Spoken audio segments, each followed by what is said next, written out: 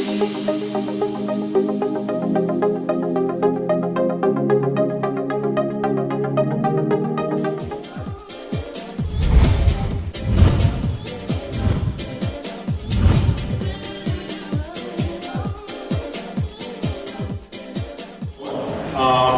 you for coming, and we have two speakers for you all for the entrepreneurship.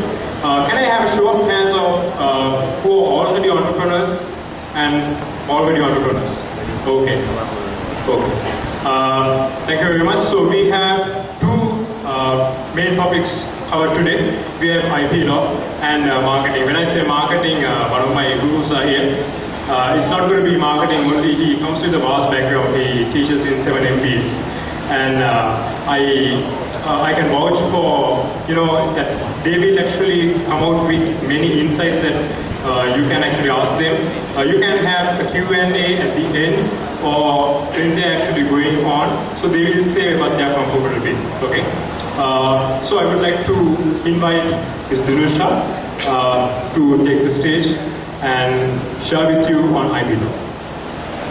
Thank you, Ravi, and thank you, everybody. I'm indeed privileged to be addressing the entrepreneurs as well as the aspiring entrepreneurs here. And today I've been asked to speak on intellectual property law, and I'm here with a small presentation. When you talk about intellectual property law, it's a rather very wide subject. It covers many aspects of intellectual property. So I have tried my best to encompass all that is covered under intellectual property law, Sri Lanka. So I will go on with the presentation, but as and when I go through, please feel free to interrupt and ask any questions that will come up. And I also know that at the end of this session, of this week, there'll be an open session. So if you do have any specific questions that you need to discuss or share with, please you may come and discuss with me at this closing session, which I believe is on Friday. Ravi says that there's no formal introduction, so I'm going to introduce myself very briefly. I'm a lawyer practicing in Sri Lanka, and I'm not a specialist in IP law as such, but I do handle IP matters, so I'm not an expert. So wherever I can help you with, I certainly will answer all your questions, but if there's any more complex issues that I have, please feel free to drop me an email, which I could research on and discuss with you in detail at the close of the sessions on Friday.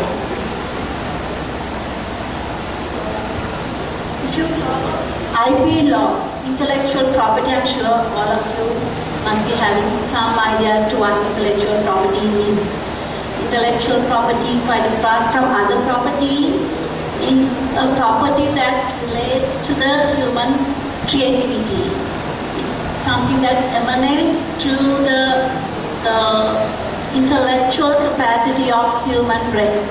So if you are to start with the definition, I've taken a very common definitions were on the whiteboard. So this is the definition given by whiteboard as regards intellectual property. And there's also a definition given on the whiteboard, just put for general reference. And moving on to the forms of intellectual property, I'm just confirming the forms of intellectual property governed under the present Sri Lankan law. They are copyright, industrial designs, patents, marks and trade names, and layout designs of integrated circuits. Those are the main elements of intellectual property per se that is governed under the current intellectual property law, which is codified into an act. Present act is Act number 36 of 2003. When you speak of the history of intellectual property in Sri Lanka being British colony for so long, had been influenced by the British laws which encompass this intellectual property. In fact, then they were referred to as industrial properties. So up to 1972, whatever the laws that were prevalent in India, prevalent in England as regards intellectual property were equally applicable in Sri Lanka. But in 1972 Sri Lanka became a republic, we had our own laws, so that to fill in that gap in 1979 there was the Intellectual Property Code which was enacted, and it was repealed and substituted by the new present Act of 2003. The need for an intellectual property law, I have just down in a very point form to establish moral and economic protection to those creators of the elements of intellectual creativity, to ensure the right of the public to have access to such creation, encourage and reward innovation and creativity, and to promote fair trading. And I would like to speak the pertinence of intellectual property to entrepreneurs.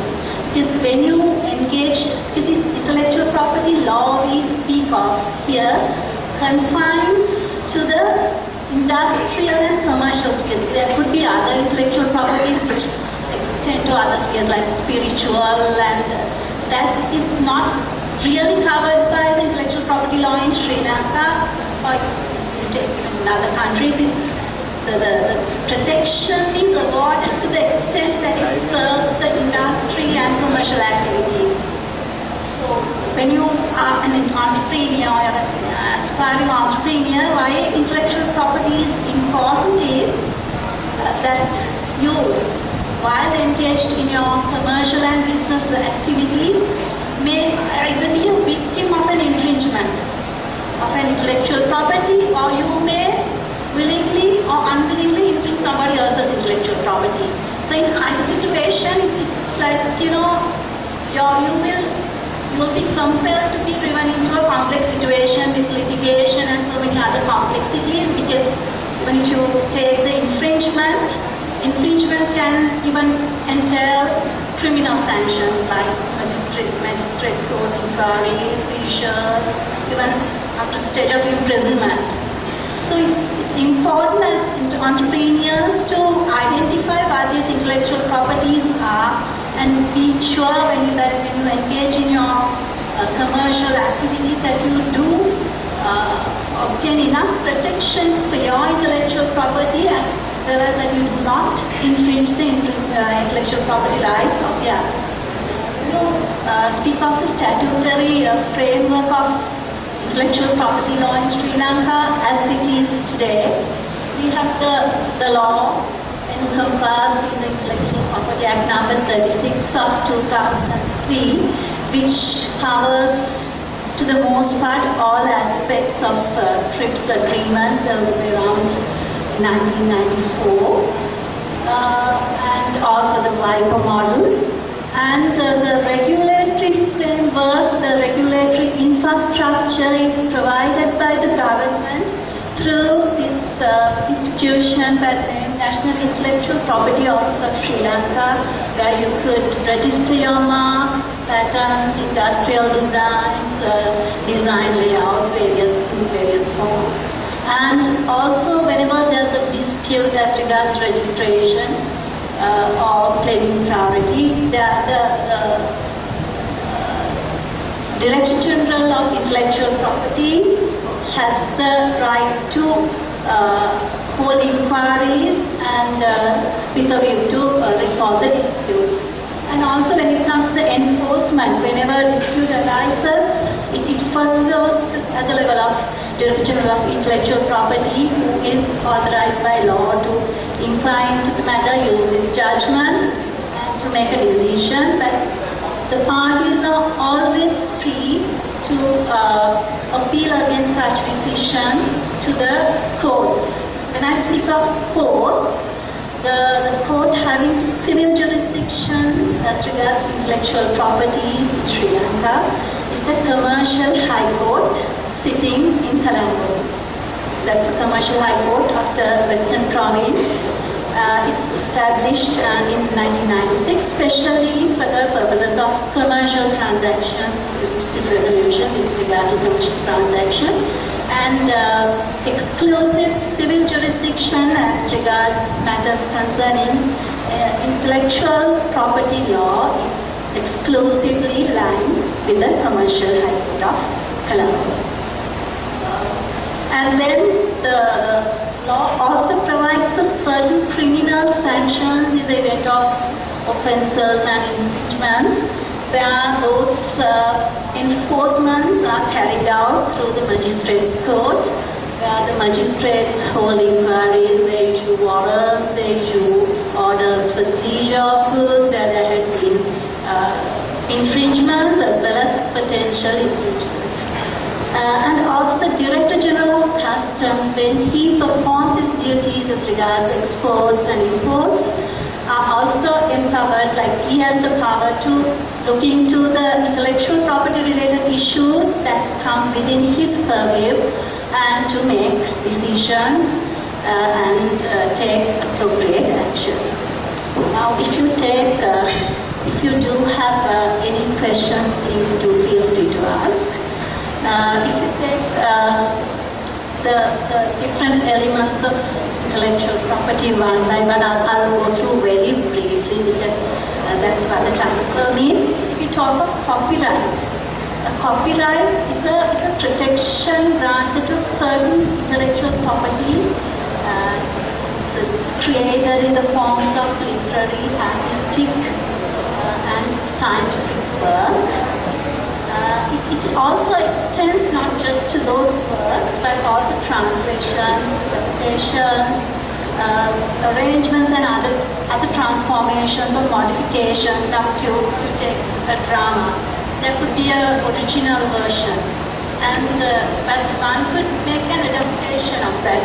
So one could still, the author of that adaptation could claim protection for the adapted version, quite apart from the copyright of the original work.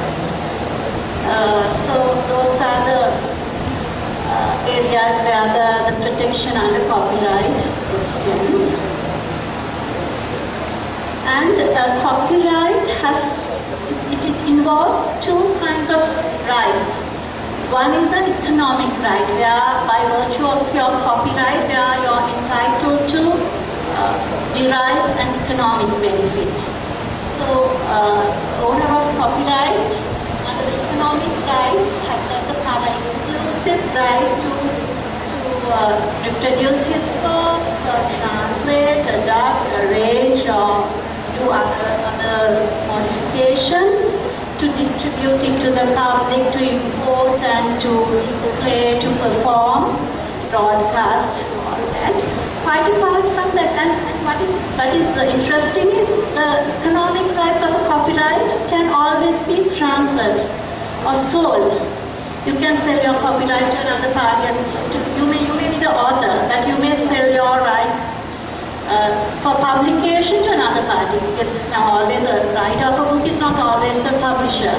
So the author has the right to alienate his economic rights for book consideration. But quite apart from that, the author has his moral rights attached to his copyright. So which is independent to his economic rights. With him throughout, he cannot alienate his moral right. Now, as the author, if I author of a book, if somebody else writes something like does something derogatory, he reproduces my book in a derogatory manner, then I have a moral right to object to that. I have a moral right to object to the distortion of my work, quite apart from the fact that I have already sold my economic right. So the moral right, it remains with the author. And what is interesting under the intellectual property law of Sri Lanka is there's no requirement to register copyright. Whereas if you take a trademark or a patent or industrial design, you register the intellectual property, and by virtue of your registration, you can claim something called priority.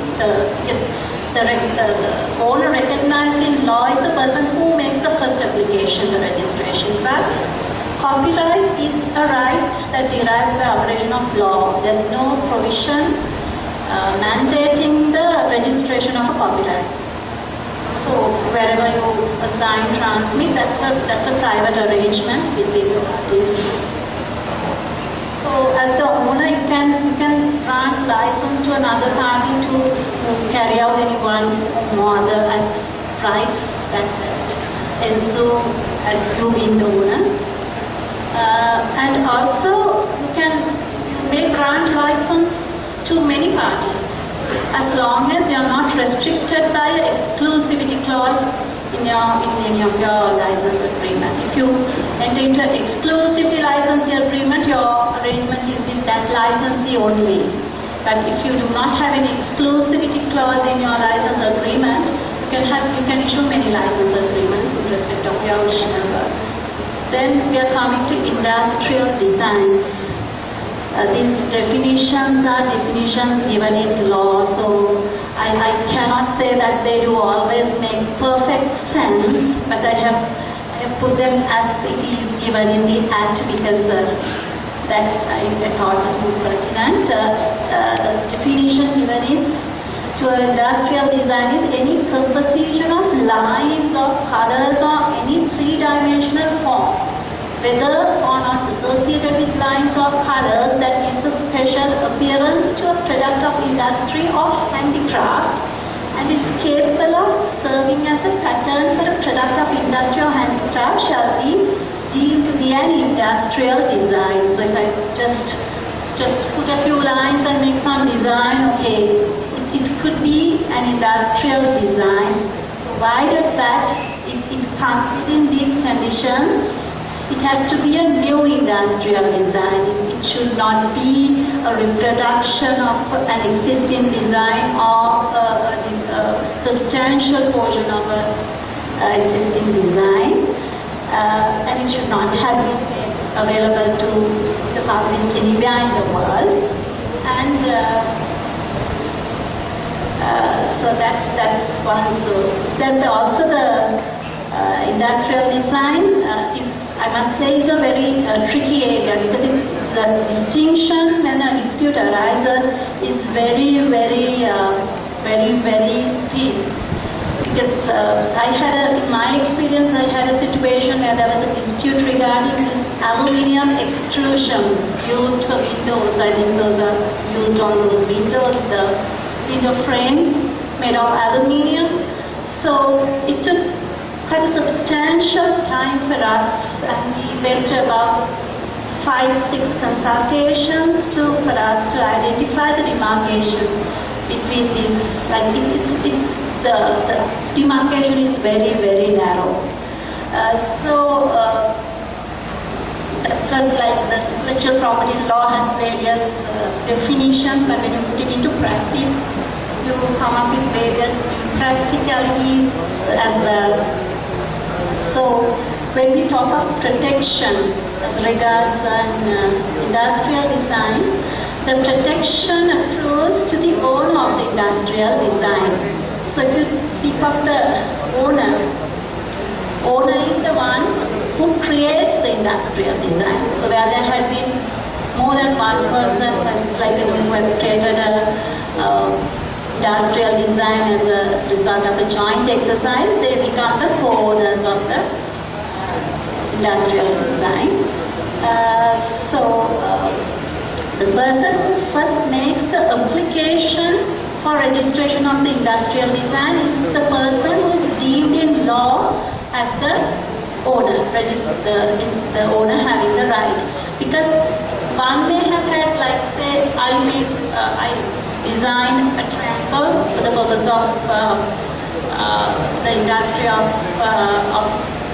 making a musical instrument, but I haven't made an application to register. My design is unique. It has not been used anywhere else in the world, but I have not made an application to register it with the I'm operating in Sri Lanka with the Sri Lanka National Intellectual Property Office. So then 2 years down the line, somebody else makes exactly the same industrial design, and then he makes an application right away to register. So the person deemed to be the creator in law is the person who makes the application first. It's not me. So that's important that, like, you in the process of your business or your commercial activity, do create something new. You need to take prompt action to register, because by registration you claim priority. And also there's a form of claiming priority if you have registered, make an application to register your design or mark or whatever in a different jurisdiction. Because we are governed by certain intellectual property treaties, and we have this convention countries in signatories to Paris Convention. So if you have made an application in those countries, you can actually claim priority and get the date of submitting the application in that country as your date of application here as well. If you have done it within 6 months prior to your application here. So by that you're actually advancing your entitlement for priority. And it's also important to note this aspect where an employee during the course of his employment creates an industrial design. That is the case with the other patents as well. If you, as an employee of an employer, create an industrial design during your course of employment, then that industrial design is not your property. It is the property of your employer. Unless, of course, if you are a person of specialized skill and at the time of you entering your contract of employment, you had a special clause incorporated into your contract of employment to say that you will be the owner of any intellectual property that would accrue to any new design that you create. If that is the same case where when you're executing work for somebody else on an independent contract, that case as well, if you are a skilled professional, then if you do provide some services to an employer or consult, so then you have to make sure, if you do wish to claim ownership of your design, you have a particular clause incorporated in your contract to the effect that any ownership of any intellectual property rights as regards the design will be yours.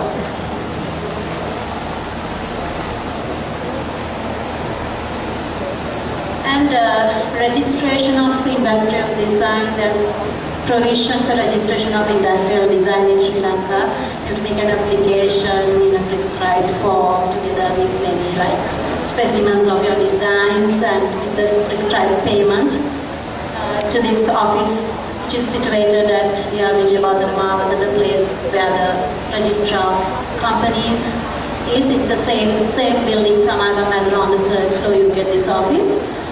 And with your application, you may claim priority. As I said earlier, you have already made an application to register in a convention country.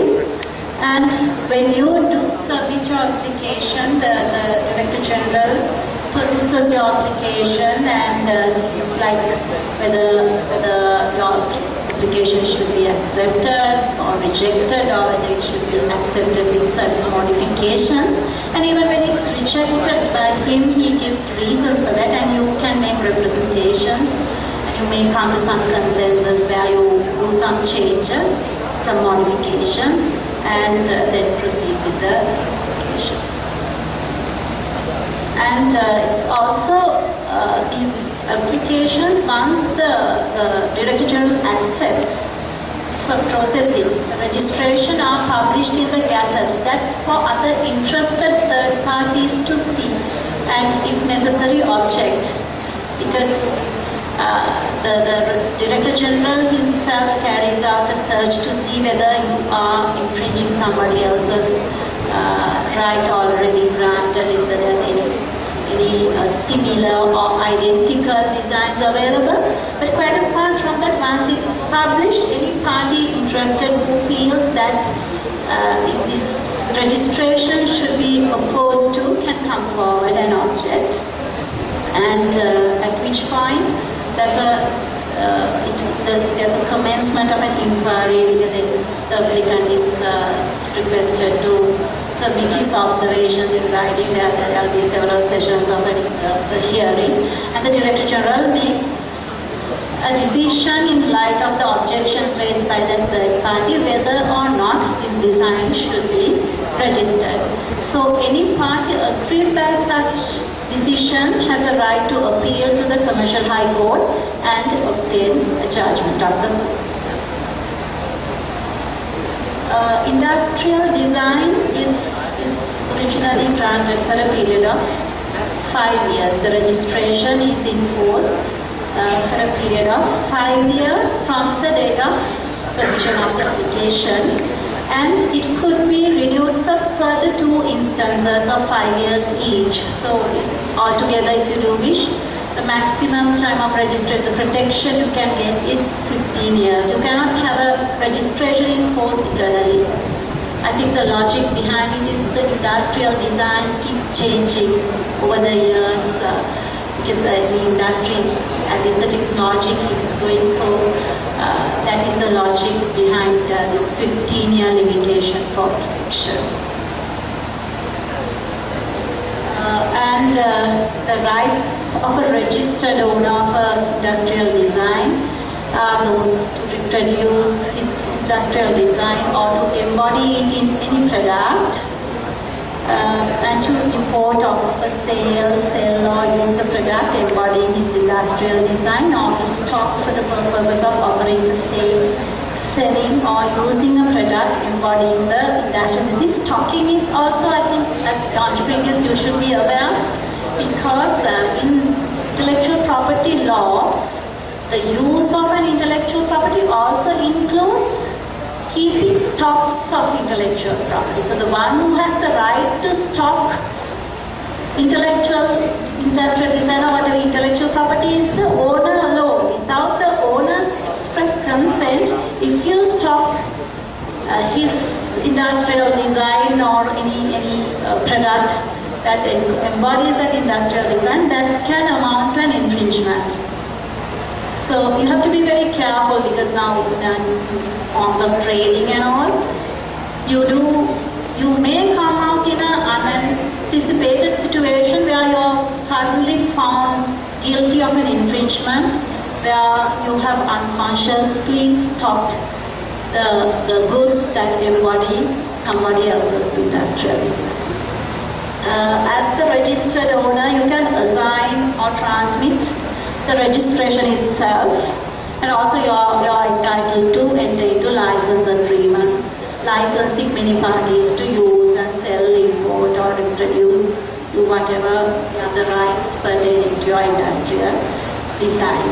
And one limitation is that these rights extend only in the sphere of industrial and commercial activities.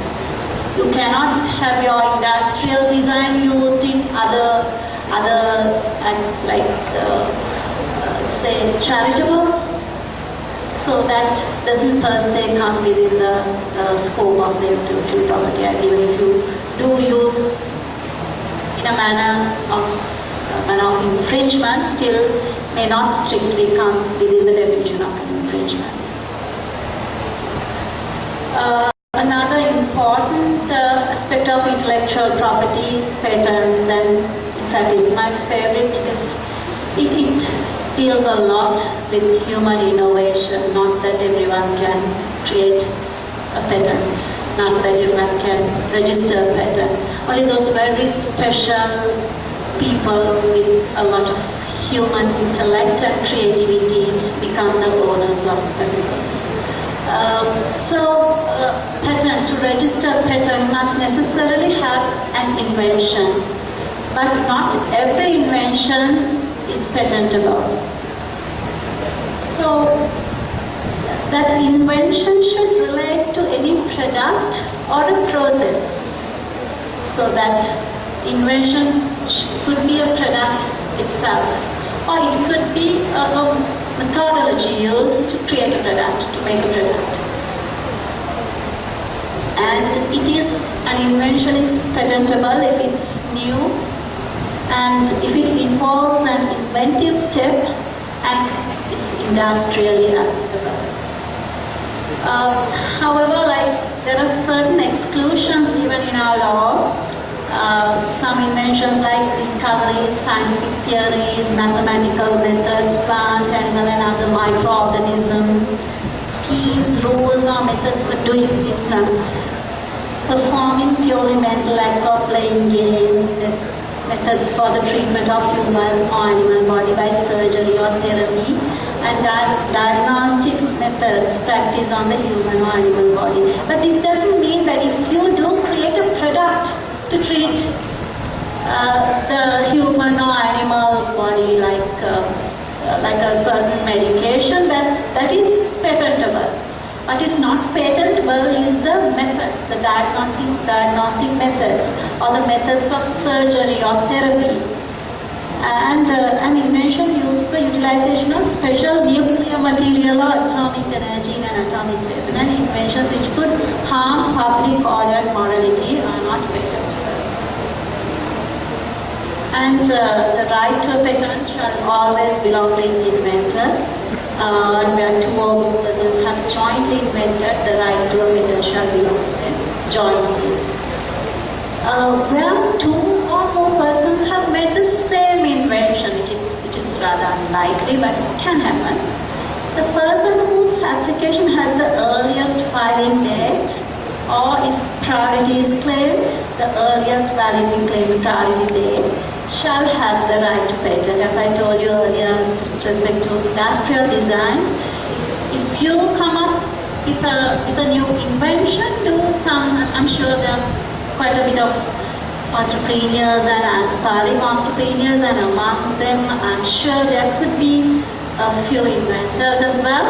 So if you do come up with something novel, something innovative, do seek some professional help or to just do some research on your own and find out if it is a patentable innovation. Because if you wait too long, someone else might do it and get the fruits of it. I've known quite a few people who made a fortune out of their patent rights. They've started with something, the product or the process they invented is not something, when you look at it, something very simple, but something which had never existed before. The guy who used elephant dung to make paper, yes, he made a good fortune out of it. And the person who used fire dust to make certain products, some time back. So they are now among the richest people in the world, actually. They've made a good fortune out of their innovative thinking. So it's important that as much as you be innovative, you make adequate arrangements to safeguard your rights and to claim your entitlement by acting first. As I told earlier, the right to a patent or an invention made in the course of an employment or in the course of execution of some work will accrue to the employer or the person who commissions work, unless you have agreed in writing specifically that it's your right. However, the situation as regards patent is different, because a patent involves a lot of, let's say, economic privilege. The economic value that accrues to a new innovation is much higher compared to other industry, other intellectual property. So our law provides, even where in the absence of any agreement for the employee or the inventor who does not become entitled to his invention by virtue of employment or any other contract, to derive an economic benefit out of it. It involves a higher economic advantage than it was envisaged at the time of entering into an agreement. Because you enter into an agreement to do something rather basic and nothing extraordinary, but in the course you end up making something extremely innovative and out of this world. And if the employer and the employer alone is to benefit out of your invention, it's not fair, so the law has recognized that. And to cater to such situations, there's provision in law. Of course, you have to make an application to court. and the court will make a ruling in that regard. That is called equitable remuneration for the inventor. A patent application or a registered patent can always be assigned or transmitted. The owner can pass it on to another person.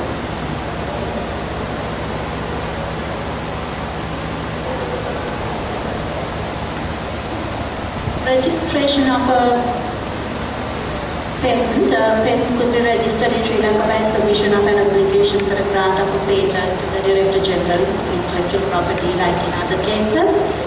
And also can claim for priority on the basis of any earlier application filed nationally, regionally or internationally by him or his predecessor in title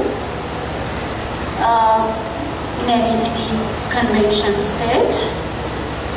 So, and the Director General has the power either to grant the patent or to reject it. And a patent shall expire 20 years after the date of the application of its registration. So, patent is the registration, the period of protection is 20 years from the date of registration. And unlike other intellectual properties, a patent requires an annual payment.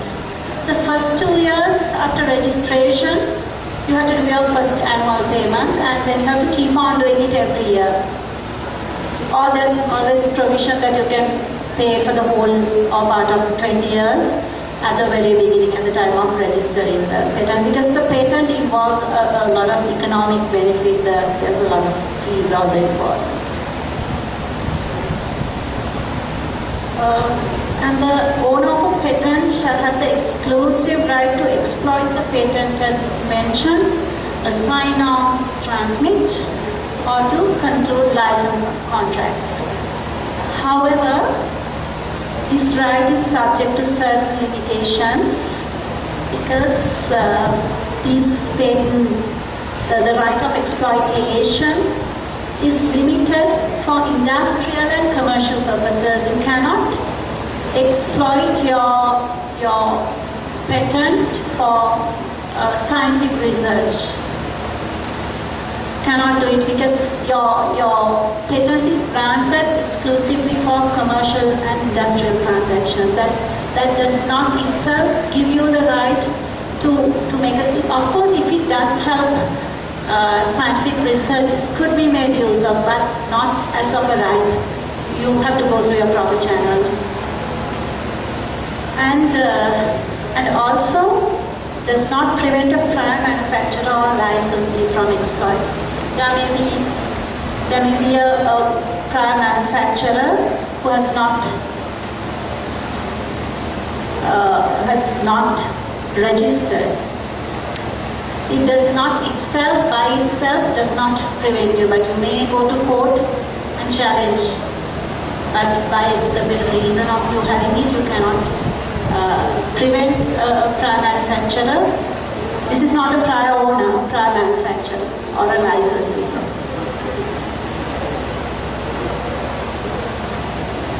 And also, the patent right does not extend to the use of products on foreign vessels, aircraft entering the territory of Sri Lanka.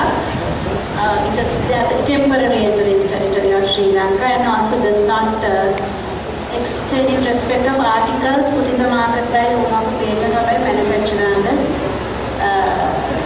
license.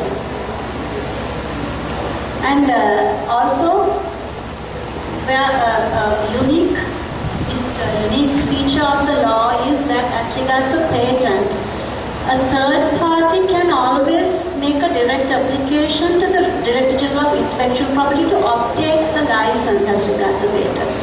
Now, I have a patent right and I may not want to issue a license contract in favor of you. But if that third party can go before the Director General and satisfy Director General to say that they have taken reasonable efforts to enter into a license agreement with me on reasonable commercial terms within a reasonable period of time, and that it has not succeeded, the Director General may on its own make a directive as regards granting of a license. But it does not mean the exclusive license. It may be the license to exploit along with the others, along with the owner as well as the other licensee. And also the situation I spoke to this going through the task of ascertaining whether there had been negotiations which did not succeed would be done away with if the exigencies of the situation so demand, in the interest of national security, in the interest of national economy.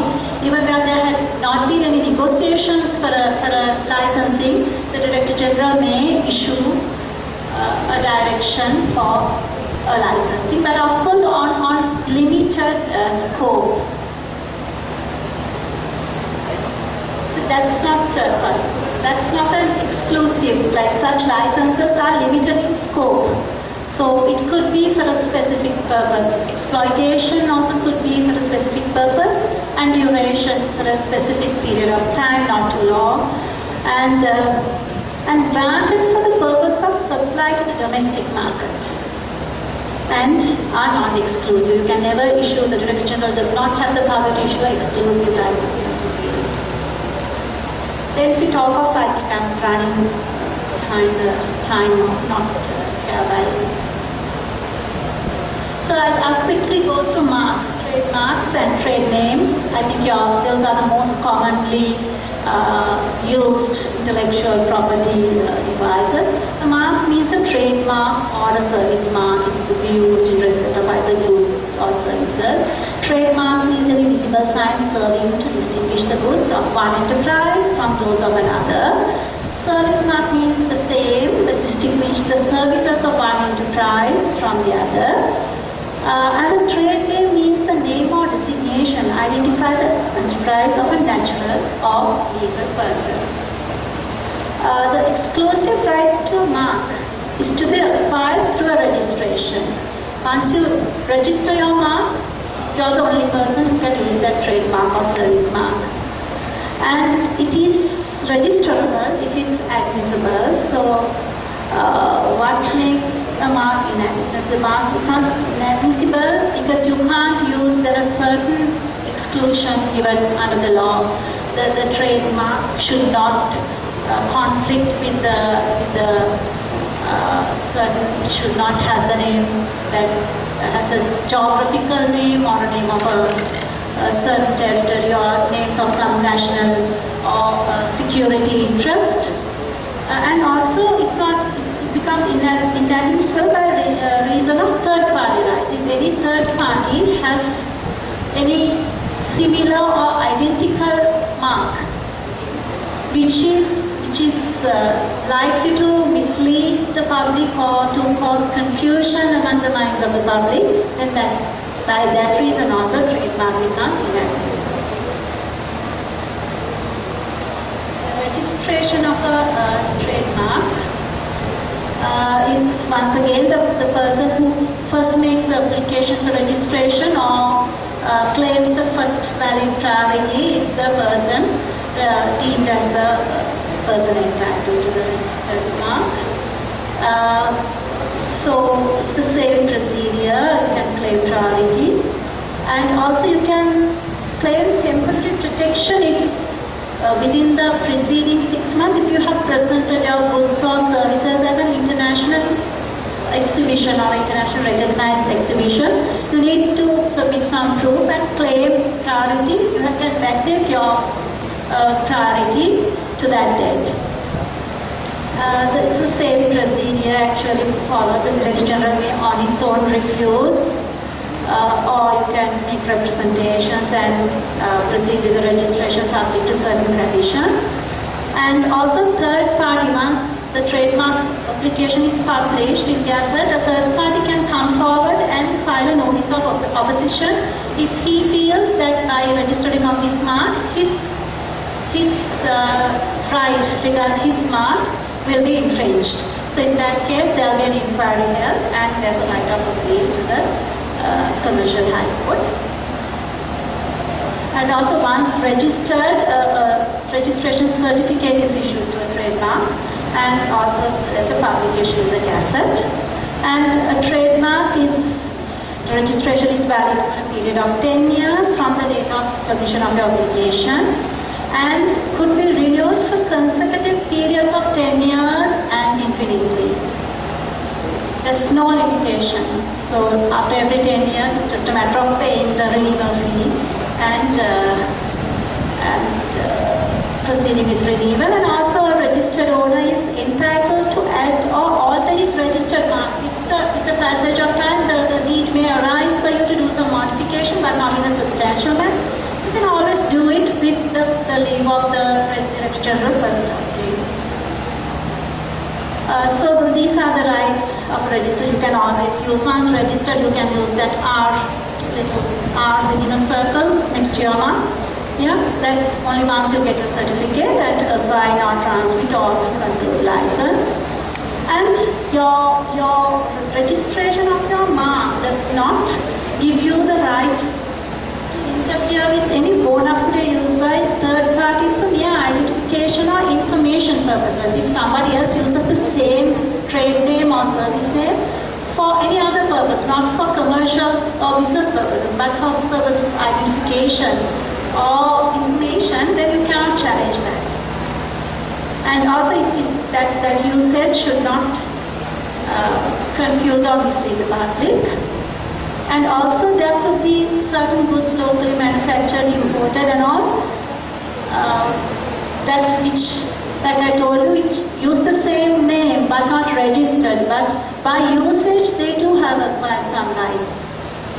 So then you cannot, simply for the reason that you are the registered owner, you cannot prevent that part where he is using the same name or mark for a long period of time. It prevents his right of usage. And then trade names are also a part of intellectual property. Trade names are admissible to be registered if it does not violate the morality, public order, or does not really violate any religious or racial emotions, or does not mislead any public or any trade circle as regards any other exercise. And also a trade name is protected against any unlawful act committed by a third party or against the subsequent use of a mark of a similar mark by a third party likely to mislead. If I have the trade name and somebody else uses my trade name for a different mark, then of course I can claim protection of my trade name. And a trade name also similarly could be assigned or transmitted together with the assignment or transmission of your enterprise or business. And there's also a new element which is incorporated in the new act. That is the layout design of integrated circuit. I must say this has not been put into practice. Hardly do you get these kind of applications made, but there's provision for this for the protection of layout design, and the right of protection is accrues to the creator or the creator. Similarly, if it's done on behalf of an employer, it accrues to the employer, and it has to be an original layout, and it should be the result of an intellectual effort, and you can apply for registration if you've already exploited your layout design. You can, within 2 years, you can make an application for registration, or then the date of exploitation is your date of commencement of your right, or if not, the date of filing your application. Then the protection is for a period of 10 years. There's no renewal. And another area I would like to speak to is not an intellectual property per se, but in dealing with matters of intellectual property, especially the dispute, an area we come across most of the time is the area of unfair competition. It may be attached to intellectual property, it may be not. So I think it's my duty to just at least briefly apprise these entrepreneurs and aspiring entrepreneurs what this unfair competition is. It's an act carried out or engaged in contrary to honest industrial or commercial practice. So I'll just say, what constitutes an act of unfair competition, causing a confusion with respect to another enterprise or a well-known celebrity or a fictional character, causing damage to the goodwill and reputation of another enterprise, misleading the public with respect to another's enterprise or its activities, making false or unjustifiable allegations against another's enterprise, disclosure, acquisition or use of undisclosed information without the consent of the person lawfully entitled on the information.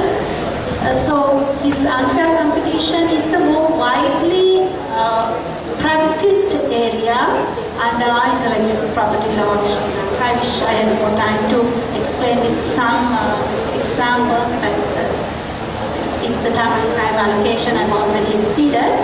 So finally, to wrap up, I must say, why is it important to protect the intellectual property rights? It encourages the establishment of a just and fair industrial and commercial regime, and it drives competitiveness and economic growth. It regulates the economic benefits derived from the fruits of human creativity.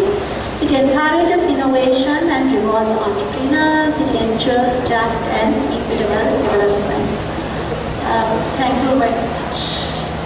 That marks the end of my presentation.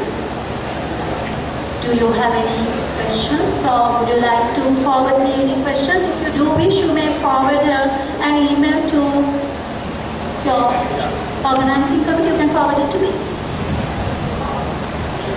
Yes, you can. If you have any subject-specific questions or clarifications that you would like to discuss with me on Friday, please forward it to the committee. They will send it to me right away. I'll be ready with an answer or a possible discussion with you. Are you coming on Friday? Just wanted to ask how the local laws and the international laws are working together.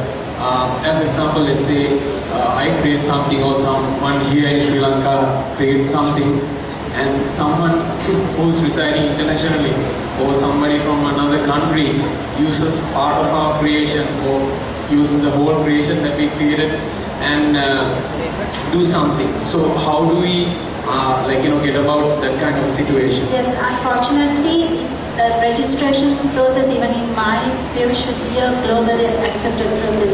But unfortunately, when you register in Sri Lanka, that registration is valid only within the territory of Sri Lanka. So most enterprises, what they do is, wherever they engage in business, they go and register their intellectual property rights, which I must say is a rather expensive exercise, because only the very high income earning entrepreneurs can afford to do it, because the fees are not, official fees are not so much, but the attorney's charges are exorbitant. So if an infringement occurs outside Sri Lanka, you have to seek remedy outside Sri Lanka within that jurisdiction where there is infringement occurs.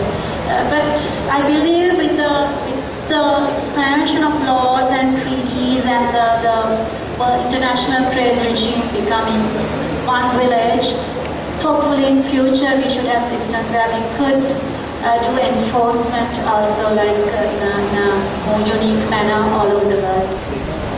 Thank you. Unfair competition is a part of Intellectual Property Act. Yes, it's incorporated with a view to establish more healthy commercial and industrial and trade background. You mean registration? I need to get the cost up. I think recently been revised. I need to check on that. There are certain costs initially you have to pay, because and whatever, if you do send me your details, I will find out more later. I have a question. It's similar to the question that was asked previously. With regard to logos or unique products, let's say that someone in Sri Lanka has a logo that is similar to a foreign company, and he did this unknowingly, like you discussed in industrial design, and let's say that he goes to compete in a foreign competition. So unknowingly, it's similar to a foreign company. So Is it fair on the foreign company's part to claim damages? Yes, it's a now if you see, generally if you try to register a trademark here in Sri Lanka, the first step is for you to go and carry out a search at the IB office. So most of these multinational giants have their trademarks, logos, various elements of intellectual property registered throughout the world, especially Sri Lanka, the countries of this region, where the costs are low. So they anyway do, as a matter of precaution, they do register their trademarks, although they never use. If you look at all these very high-profile brands and trademarks and logos, if you go and carry out a search at the office here, they all are registered in Sri Lanka, although only a few are just carrying on business inside. So you get to know the presence of a registered trademark at the time you do the search. So even if there is a similar or an identical mark, the registrar himself will not allow that registration. He will refuse on that basis. But on the other hand, even within Sri Lanka, the question arises as to how fair is it for a big blue chip company to harass a small and upcoming entrepreneur on a infringement as such and claim damages. So it's a matter of actually morality more than a law. So if it constitutes an infringement anyway, the courts will hold that there is an infringement. But as to how fair it is or no, I think it's a matter of opinion. And also, how long does it take to register a patent or a trademark within Sri Lankan legal system? Well, registration for a trademark, the moment you submit your application, there's acknowledgement that it's pending. But of course, in my experience in certain classes, even close to your period of renewal, you're still not issued with your registered certificate. So you cannot use that R mark next to your trademark or logo having waited so long. It's a very depressing situation, but I think they are also inundated with a heavy number of applications, especially in classes like 30 for food and beverage and all that, like millions of applications pending. So it varies from class to class. All right. Thank you. You're welcome.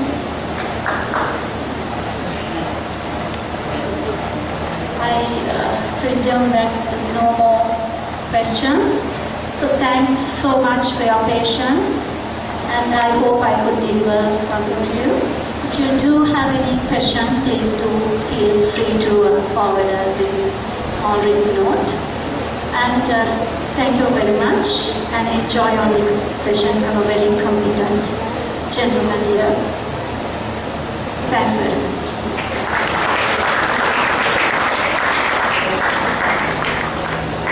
Alright, hi everyone.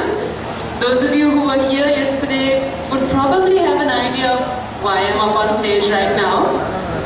For those of you who don't, now we're going to have a little entertainment session just to, get you all moving, to get you all to speak to each other, get to know each other. It's very simple and it's not stressful at all. So today's game is something different and related to what we're going to do in the next session and probably from what you learned yesterday.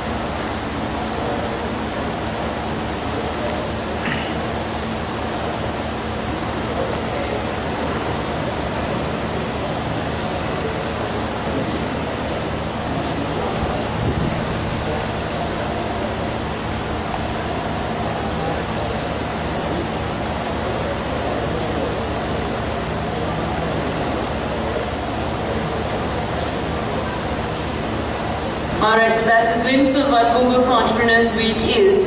Right. So now let's move on to your entertainment. Yesterday you had to find your teams. Today we made you sit in your teams. So we have group A, B, C and D. Okay? So look around, make sure you know all the faces in your team and say hi if you can. Alright, so I hope we know each other well. Well, not too well, but that's alright. Can we have one volunteer from each team? Just raise your hand. Right, great. We have one from team B. Team A. Come on, it's about stepping up and grabbing the opportunities available. You are entrepreneurs, aren't you all?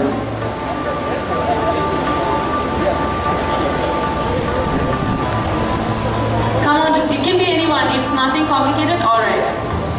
Sorry? Brilliant. Christine?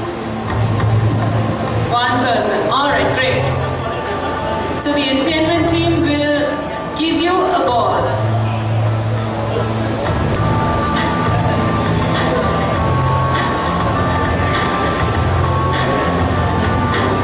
So do the volunteers, did you all get the ball? Yes? Okay, can you stand up? You can pass the ball to any one person in your team. Quickly, you don't have to think, it can be any one person. Okay, that person has to stand as well. You can pass it to anyone. Alright. So now we have two people standing in each team. The second person, you have the ball, pass it to another person in your team. Okay. So now we have three people standing in each team. Team A, do we have three people? Can we have team A on stage, please? The three people from team A, please come on stage. The three people from team B, team C and team D, please come on stage.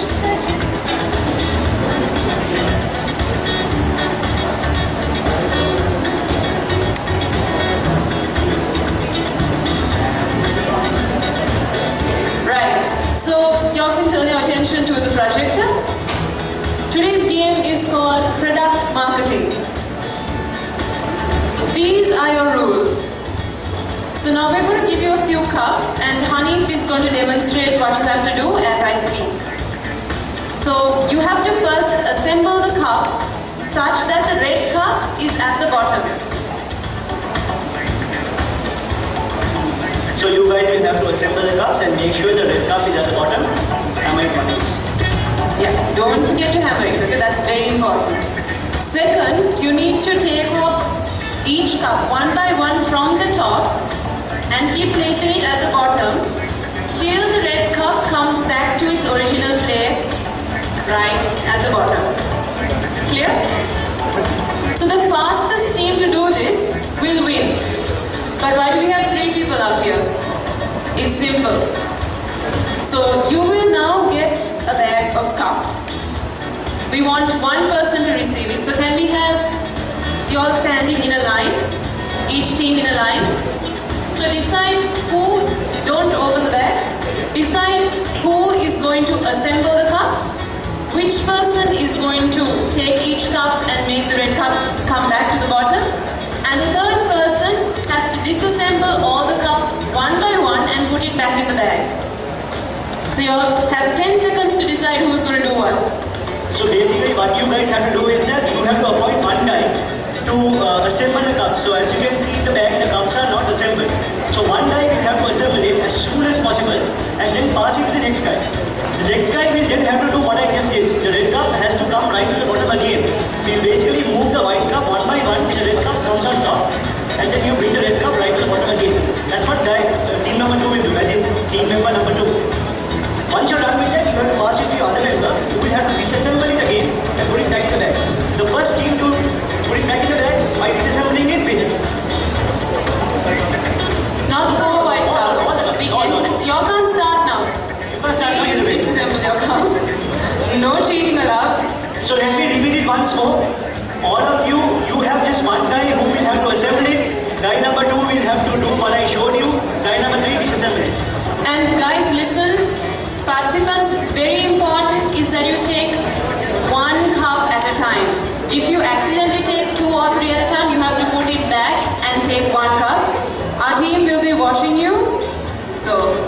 you better play fair. And for those who are seated here, it's your time to cheer your teams on, alright? Are we ready? Okay, you can't assemble the cups now. Okay, so team A, do you think that your team can do it well? Yes? Do you all have confidence?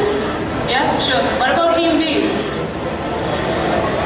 So do you think they have strategically placed themselves, or do you think they have what it takes? Yeah, what do you think? Yes, I think we can win. What about team C? What do you think? Yeah. Sure? You're very confident that they can do it. Alright.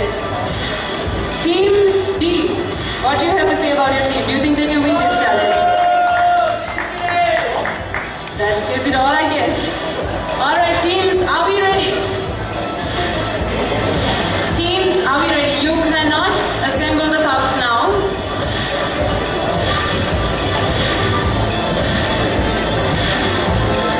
You cannot help each other in the task. You have to stand. Honey, they have to stand. They have to stand. The person assembling the cups can be seated, the other two have to stand. So remember, the fastest team to do this will win. And remember, the red cup has to be at the bottom. Are we ready, team? Are we ready? Are you sure? Alright. Your time starts. You can't touch the cup now. In 3, 2, 1, go! Okay, you have to cheer your teams on, guys.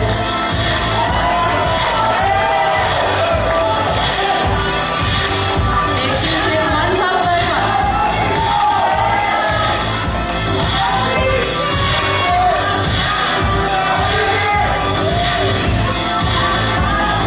Let's see who can manage to assemble it first. Well done, sir, team B.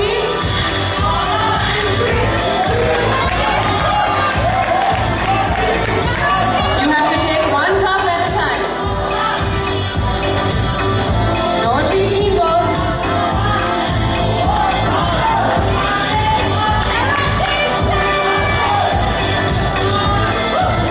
Alright, I can see the red cup surfacing.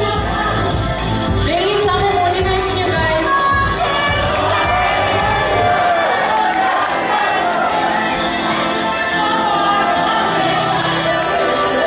One team is almost done. Alright, come on, let's go faster. Just assemble all the cups one by one.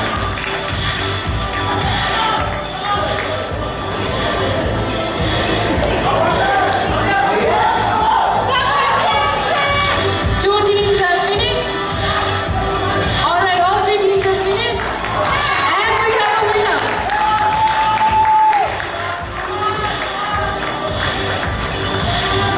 Alright, the others also make your attempt.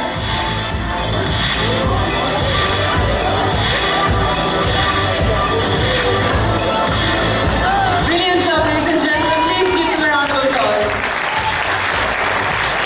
And the winner of this competition is Team C. Thank you very much, guys. Team C, please remain on stage. The others may get back to their seats. Thank you very much for participating. Congratulations, Team C. What do you think about the task? I'm really excited. Yeah. And what do you think was the toughest task of these three? The middle one. What was your job? You managed to do that pretty fast? Alright, congratulations, team, and well done, Team C, for cheering. Now we have a little surprise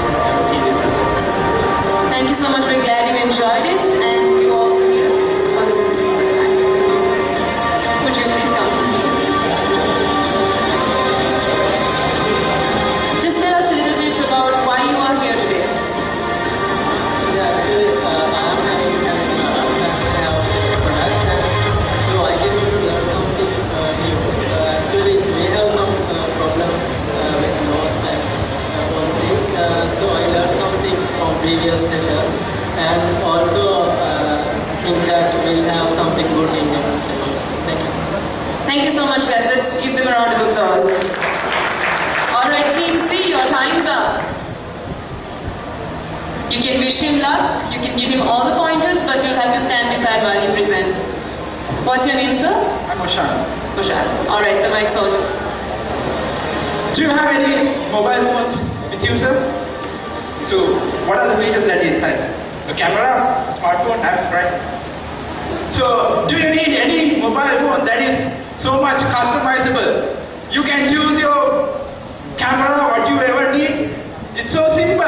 You can pick any item that you need. You can assemble it anyway, and you can create your own mobile phone. And this is so much cool that any mobile company hasn't find this product.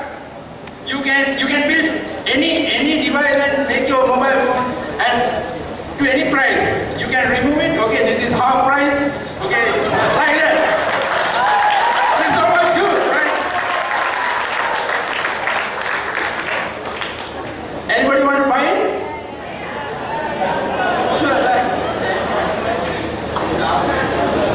Alright, brilliant job, guys. Thank you. Thank you, Team C, and here's your little reward for winning this game.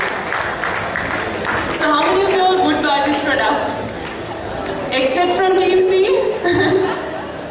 Alright, thank you. I hope you enjoyed this session, and I hope you learn a lot from the next session as well. See you in the days to come if you have been confirmed. Thank you and enjoy yourself.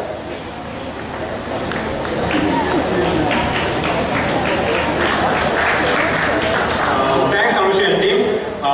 Hope we had a nice session. So, next in line is Mr. Mario. I guess we did a game, but in reality, it's not a game anymore. It's too much competitiveness. So I would like to call upon Mr. Mario to share with you, have a Q&A session. Please have as much as interaction as possible because he's a very interactive person. So over to you, Mr. Mario. Alright. You can hear me, right? Can you hear me? Is that loud enough? Right? Is that better now? Yeah. Alright. Good evening. Great. Yes, energy level. After that demonstration of marketing, whatever that phone was, or that application, I couldn't quite get it. I think it was detachable and it came half price. I'm wondering whether I need to talk about this area of marketing, but anyway. Now, just so that I know, how many of you are already entrepreneurs? You already have something of your own. Your own or joint with some people, alright. Others, I believe, are right now employees, am I right? Yeah. Or anyone in third category? You're out of employment, waiting to become entrepreneur, but not entrepreneur yet? No, alright. So, those are the two categories. Now, when you say entrepreneurial marketing, is that different from marketing per se? Now, marketing is done by the so-called big boys as well. Okay, I mean, the big companies. So, is that different? In your opinion, what do you think? I want this to be interactive as possible. Okay, I'm not going to do this typical, you say, I do enough of that anyway. I don't want this to be one of those. So, let's make this interactive. What do you think? Is it different? Is it different? Yes? Somebody said yes, yes? Okay. Like to give at least one reason? Okay. There's no money here. We got the bucks. We have the bucks, but not like. Yeah, okay. That's a very valid point. Any other way in which it is different? Yeah. Very valid point again. As if they're already known. I mean, all the big names are already known. You are not known, but you got something that you are very passionate about. Okay? And you know it can be a big name, but it's not a big name yet. Any other reasons? Oh wow. I was actually going to say this. You're reading my mind. You see, I'm not saying that's the most important point though. You know, what you said is also still very, very valid. One of the things that we need to understand when you're an entrepreneur and when you're doing marketing is initially it is you who's known. Am I right or wrong? It is you or the team. Maybe I was speaking to this gentleman and I want to be somebody I had some acquaintance some time ago. I don't remember quite well, but hey, good to have met him again. he said he's got his own advertising agency, and he said to actually start him in this. Another 3 directors. So there's sometimes a team. It is you who's also known. Usually I say now advertising agency. When you go to get business, it is you who go. You don't have an existence. You don't have a track record. You don't have the contracts to show. Say we've done this, you've done that. I asked you when you first, what was your first order? I just explained them. So when you go to your first company, what do you say? They ask you, with whom have you done business? Nobody. I hope you will give me that opportunity first, so that I can tell somebody one name. Somebody's got to give the first name, am I right? Yes or no? Yes. So, what I'm trying to say is this. When in entrepreneurial marketing, understand, initially, you need to market yourself as much as the organization. But I say this very carefully, because you must not ride that wave long term. Then you will kill the company.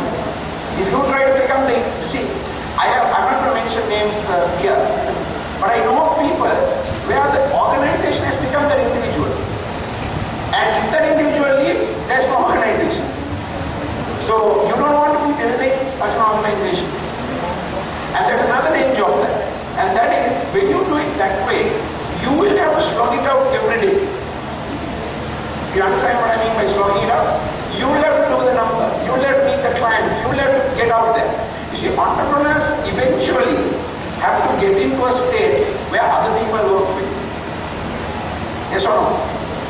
Doing business is not you slogging out 14 hours a day. Well, you have to do that initially. There are no shortcuts. By the way, as an introduction, I don't want to introduce myself. I think they've given a long sheet of paper for you. You can have a look at it if you feel like it. But I like to introduce myself this way. I'm also an entrepreneur. I was an employee. I worked in finance. I worked in corporate planning. I was a general manager. I was not happy even as a general manager. Now I am thrilled. I'm on my own. Since 2004, I'm on my own. So I've actually been there and done that to some extent. I'm not an academic who talks about something that I've not done. Okay, I'm an academic, all right, but I'm not a typical academic. You know what I mean? Okay, I'm an academic. I actually don't like to identify myself as an academic because I'm not full-time anywhere. I am associated with 7 different institutions, but I'm not full-time anywhere. Yeah, part-time, 7 different places. That's a nice way of keeping yourself occupied. I lecture as something that I do in the evening, but daytime I've got my own company. I'm a trainer, I'm a consultant. That's my business. Okay? So I've also had the challenges that probably the person who talked about yesterday, elaborated, and I actually wished I was there. I would have learned something myself. But I'm sure you all have learned. So you see, initially it's also about you marketing yourself. Remember that. And don't be scared to market yourself. But eventually, you have to build your brand. You have to go, it's like, until very recently, I'm wondering whether to mention this company because you all are Google. That's okay, I think. Suddenly I'm thinking of it. Say Microsoft. Microsoft and Bill Gates was two inseparable things. Now Microsoft is a big company. There are people who still say, who's the CEO of Microsoft? They say Bill Gates. Bill Gates has come and gone. The other fellow also now come and gone recently. Am I right? But people still, now there's a danger in that. There's a danger in that. Because you must now, of course, Microsoft has grown. Okay? Google has grown. Okay, now Google, the founders' names, you might struggle with, am I right? Now that's what the model should be.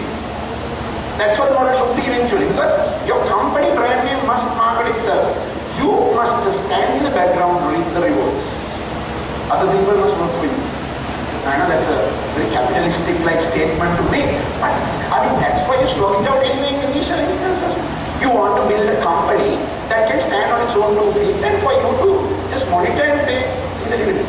So remember that at the initial stages, you have to market yourself, or the V as in the team, the initial group of directors, have to market the organization as much as, they have to market themselves as much as the organization. Alright? Okay. So I'm not going to spend too much on this. When I talk about marketing, I need to say what marketing is. I would like you to just look at that. Does that make sense? If it doesn't make sense, it's okay. You can move on and try and explain it. When institutions like CIM define this as anticipating and satisfying customer requirements profitably. I just want to mention this one a little bit, anticipating.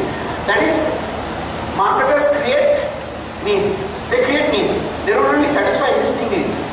So that's where entrepreneurs come in. You might sometimes come up with something that didn't exist before. I mean, let's take now, I think the team took the example of the smartphone. I mean, did any of us ask for a smartphone at any point? Do you understand what I'm trying to say? If we tell companies, please give us now, we are bored with the Gadol Bagi type of phone, give us a smart, something smart. Did we tell them? No, they created the need for us. They created the product and marketed it. Now, if I ask, all of you probably will have a smartphone. And if you don't have, I'm sure you're aspiring to get one. So you will get one. Am I right? Okay. So, they anticipate also. The satisfying part, I think you'll understand. Customer promise, of course, don't forget this. Now, I must stress this. By the way, I'm an accountant. All the talk about marketing, at the core, I'm an accountant, and that's not something that I like to tell too much about myself, but that's why I'm here. I started my career in finance, although I'm talking to you marketing today. Alright, actually my interest today is not even marketing, it's something else, it's HR. I'm doing my PhD and it's in human personality. So I'm a yet to teacher, no worry, okay? I'm a bit of a here and there fellow. But I started in finance, alright? And I still lecture finance at MBA level, alright? Because I think I can. But that's beside the point. But don't ever forget that you're running a business to be profitable. The reason I'm trying to stress that is this. You see, entrepreneurs sometimes get carried away with good ideas. They get carried away. I mean, good ideas are important because when you have good idea only you have a marketable product. Am I right? Yes. But finally just make money. You're not trying to, even your previous presenter, he said most of these laws cover you for what? For commercial purposes. Not for scientific research and not non-profitable things, not charity, all those things are not covered. So even the law doesn't cover you. So, you understand what I'm saying? Your business has to finally make money. You might do it because I get a kick out of it. Yeah, you get a kick out of it, but you spend a lot of time and energy, so it has to make money. Because you can't be running your own business and doing, be an employee also now. And people who become entrepreneurs don't have the employee mindset again. That's why I think you're all here. That's why I also left the corporate sector. I worked in good companies. Those companies were good. I'm not saying they were nasty. But I was not content, and I'm sure all of you who are already entrepreneurs know what I'm talking about. The other people are experiencing it and want to get out of it and experience what the other people who already become entrepreneurs are experiencing. Am I right? Yes or no? Do I hear yes for that? Yes. Okay. So, it's a good place to be at, being an entrepreneur. If you ask me, I made this decision in 2004 to go out on my own. It was the best decision I ever made in terms of career, in terms of my professional life, best decision. But it was not an easy one. Anyway, my job is not to talk to you about how I started, but get on to this.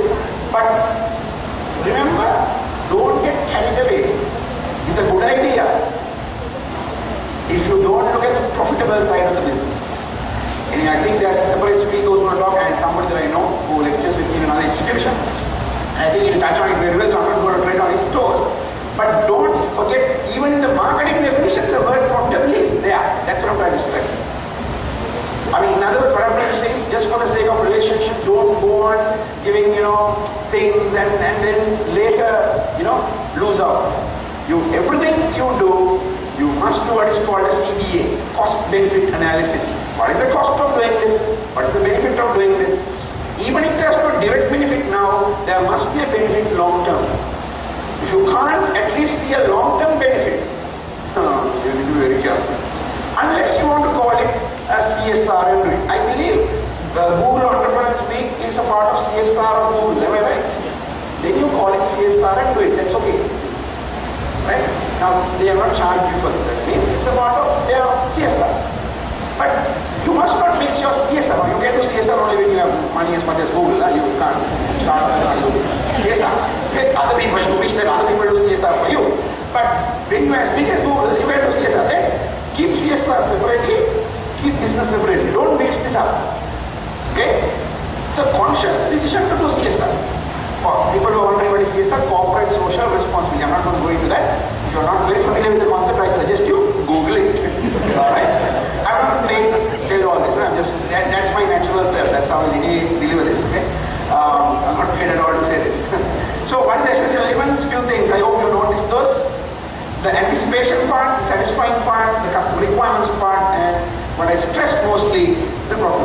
Okay, so I'm not going to spend too much time on this, these basics. But I did want to mention probably because I do see, I consult a lot of SME companies because I told you I'm a trained consultant. So when I consult, okay, I consult on different aspects. Whenever it's a financial management consultancy, I find that he had a good idea, still has a good idea, has a good business, but he has mucked up financially. And they call for people like us when they are right now sinking sand and now their one hand is sticking out and they stick it out to the consultant.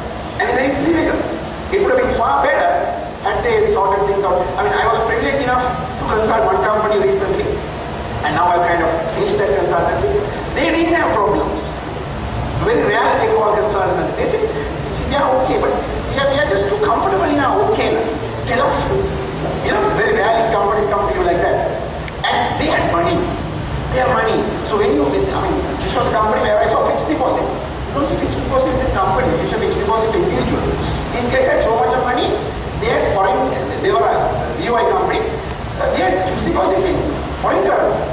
So I said, wow, this is great. There are lots of stuff you can do. So you take them to the next level. At a time when they're not suffering. I'm going to have fixed deposits foreign currency. That's okay.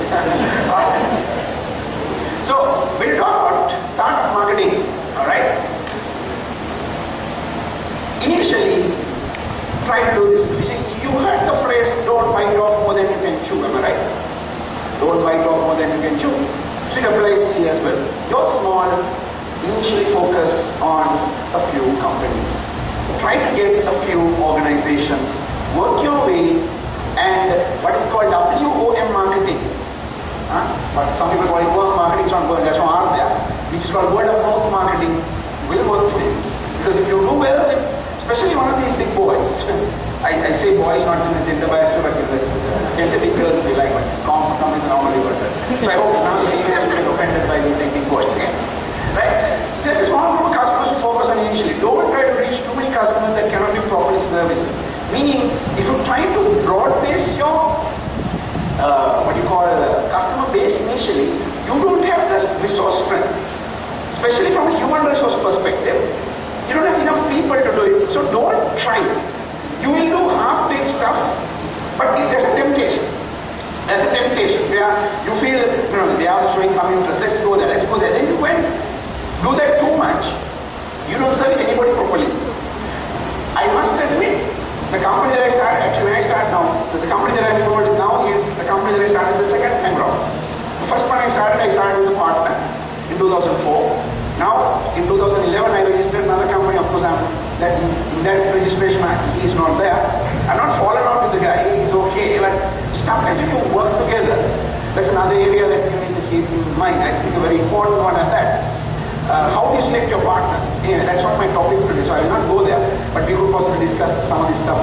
Maybe comes questions on October 5th.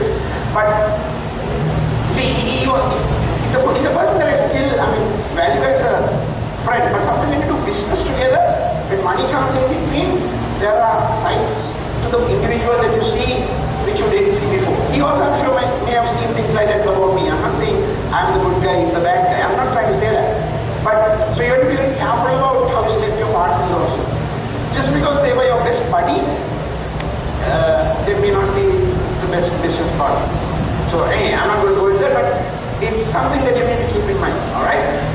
So, when we started, I mentioned this was, when we started in 2004, we were kind of guilty of this. We tried to, because both of us came from a fairly senior corporate background. I was a general manager, he was a sales director. We knew people. We knew important people. Alright? So we tried to use that network. But initially it was the two of us that can't focus. Okay? So there's only so much that three people can do. So we realized we were stretching ourselves. Then we said, no, let's focus. Let's do this properly with a split group of companies because we can't service all these guys. And let's not try. But we initially went, with all, knowing all this, then, still, I can remember when I was doing my MBA, and even him, we both did the same MBA in the same institution, we both followed the course for entrepreneurship. Because we were planning to become entrepreneurs. By then, you don't have to go through a course for entrepreneurship to become an entrepreneur. All of successful entrepreneurs have not done entrepreneurship training. But what I'm saying is we had that in our head. So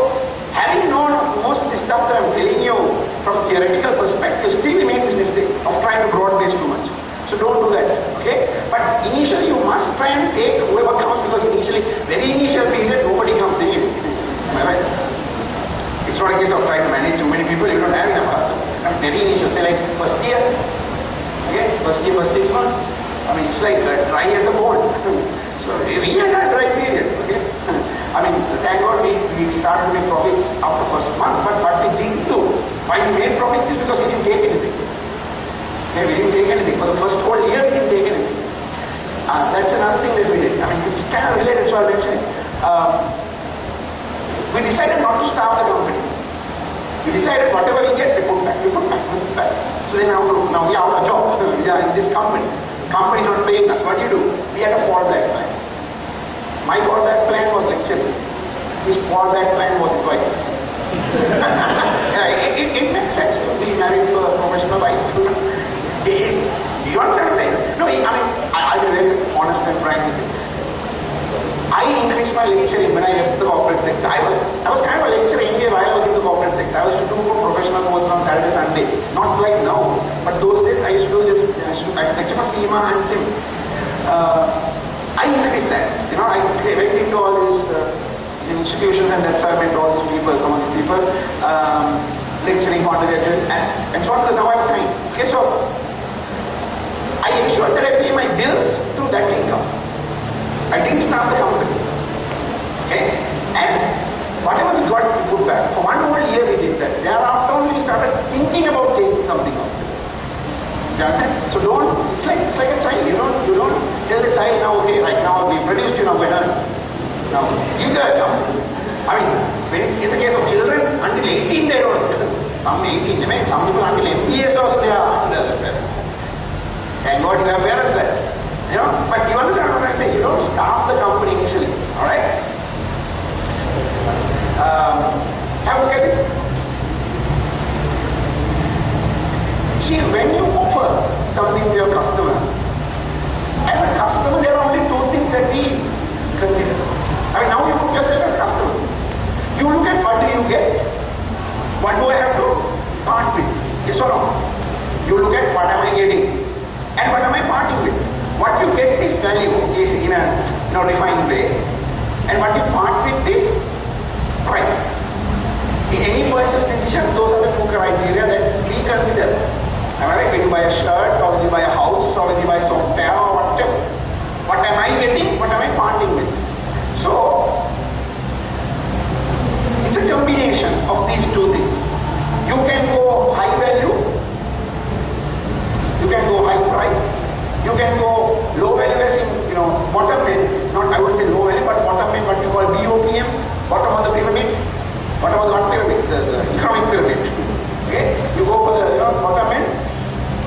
Price wise you go high, you go low. It's like Mercedes and I'm scared to give a name if you're driving one of those things. I hope none of you are driving a Cherry QQ, okay? No. Alright. Okay.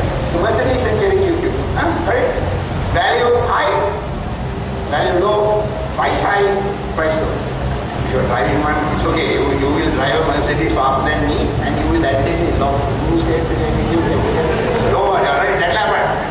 So I will follow my words that day, alright, but I just had to give an example. Because whatever product I give, that day is always there. So what you need to focus on, you see, can you see this middle part? This middle part is the place where you can pitch yourself. But it is a common place where companies pitch. Low price, low value. Medium price, medium value. High price, high value. Got it? That's a common part. But where you differentiate, I'm sure you heard the word differentiate, be different from your competition, is if you go here. That is where, for the price I put it here, but it kind of covers this entire area, where maybe not so much, maybe up to about this much. Alright? Meaning, you give a little bit more compared to what you ask. You want an example since I gave you cars? I said Mercedes and Cherry QQ, Lexus is this. Their theme has been a little bit more for a little bit less. Nice thing. Little bit more for a little bit less. In terms of value, more than BMW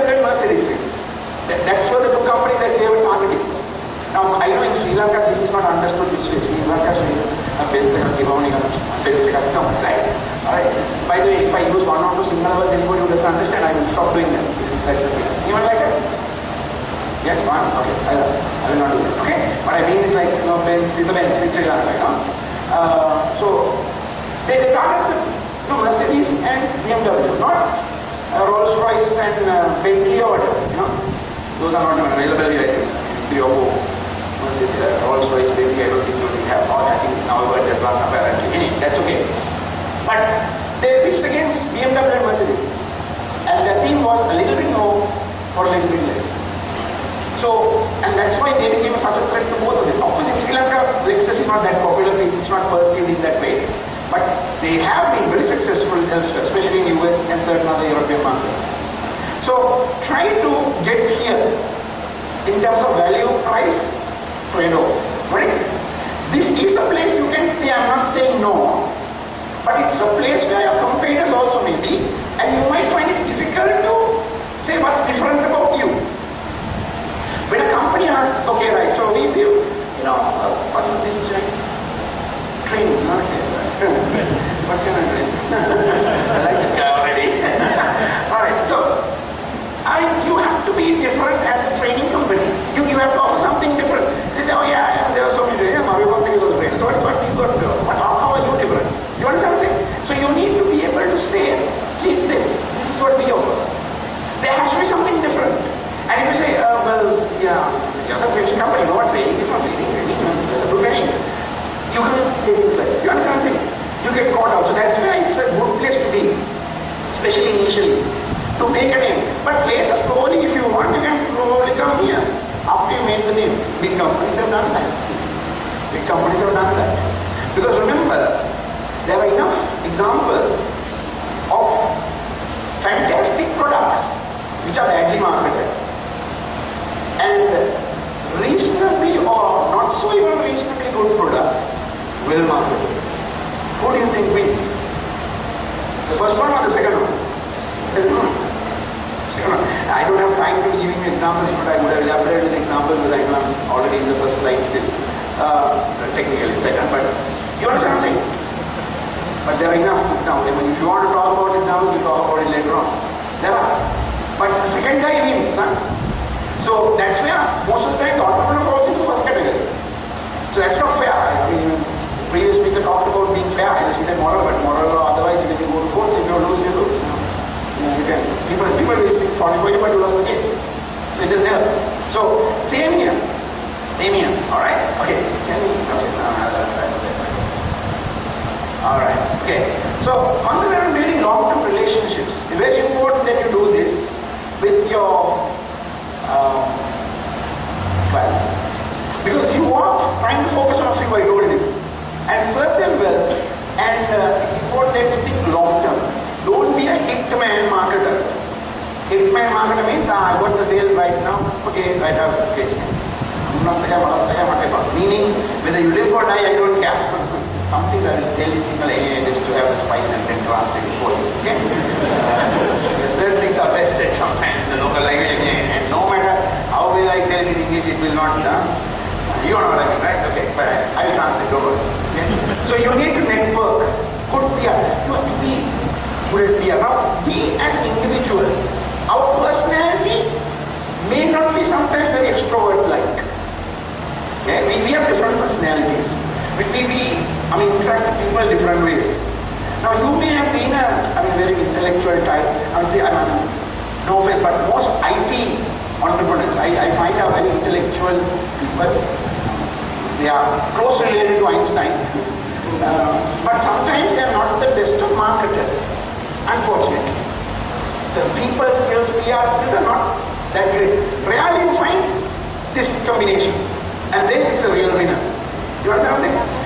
But if you want to be an entrepreneur, you have to now develop those areas. Even if it means you kind of, getting involved with those masters or whatever that makes you more marketable. You have to get into that. If not, it's not going to work. Just developing fantastic products and you're thinking, no, this product is the best in the market. It has the best features anyway. Anybody can test it and see. It's the best. That's not going to fly. The fellow who has something less, but who to give you example, but I know if I go give you example, it's going to take a long time. So there are enough, companies, especially large companies, who have reasonable products, not fantastic products. Somebody has a fantastic product, but people don't know. The reasonable product is doing very, very well. Okay, some people are nodding their head, I think something coming to your head. Okay, third example, something coming to your mind. Alright. Ensure delight your customers to serve. Make them your referral points. See, it's not about satisfying anyone. In marketing, we don't talk about satisfying. Because why? Why is it not about satisfying? Why is it not enough to satisfy? Why is satisfying not an adequate word? Why? Come on. Will you say something? Don't say that. I will give a response. Yeah, don't say that. Why satisfying not? Why satisfy? Word satisfy. I'm saying delight. So you can come back. Why has it got to be delight? And delight get coming. Meaning you're smiling. Why is it? Okay? Can't answer that thing. You can't. Satisfy is like, remember when you came in, you had a little bit of the snacks and all that. You were satisfied. You may have been hungry after work or whatever. When you had that, you're satisfied. But just because you were satisfied, you didn't go, I will have some food. I will have some food. You didn't do the, merry jingle. You didn't. Because that is when you're like really delighted. You know what I'm saying? Because that is the state I'm talking about. Satisfied is not a bad state.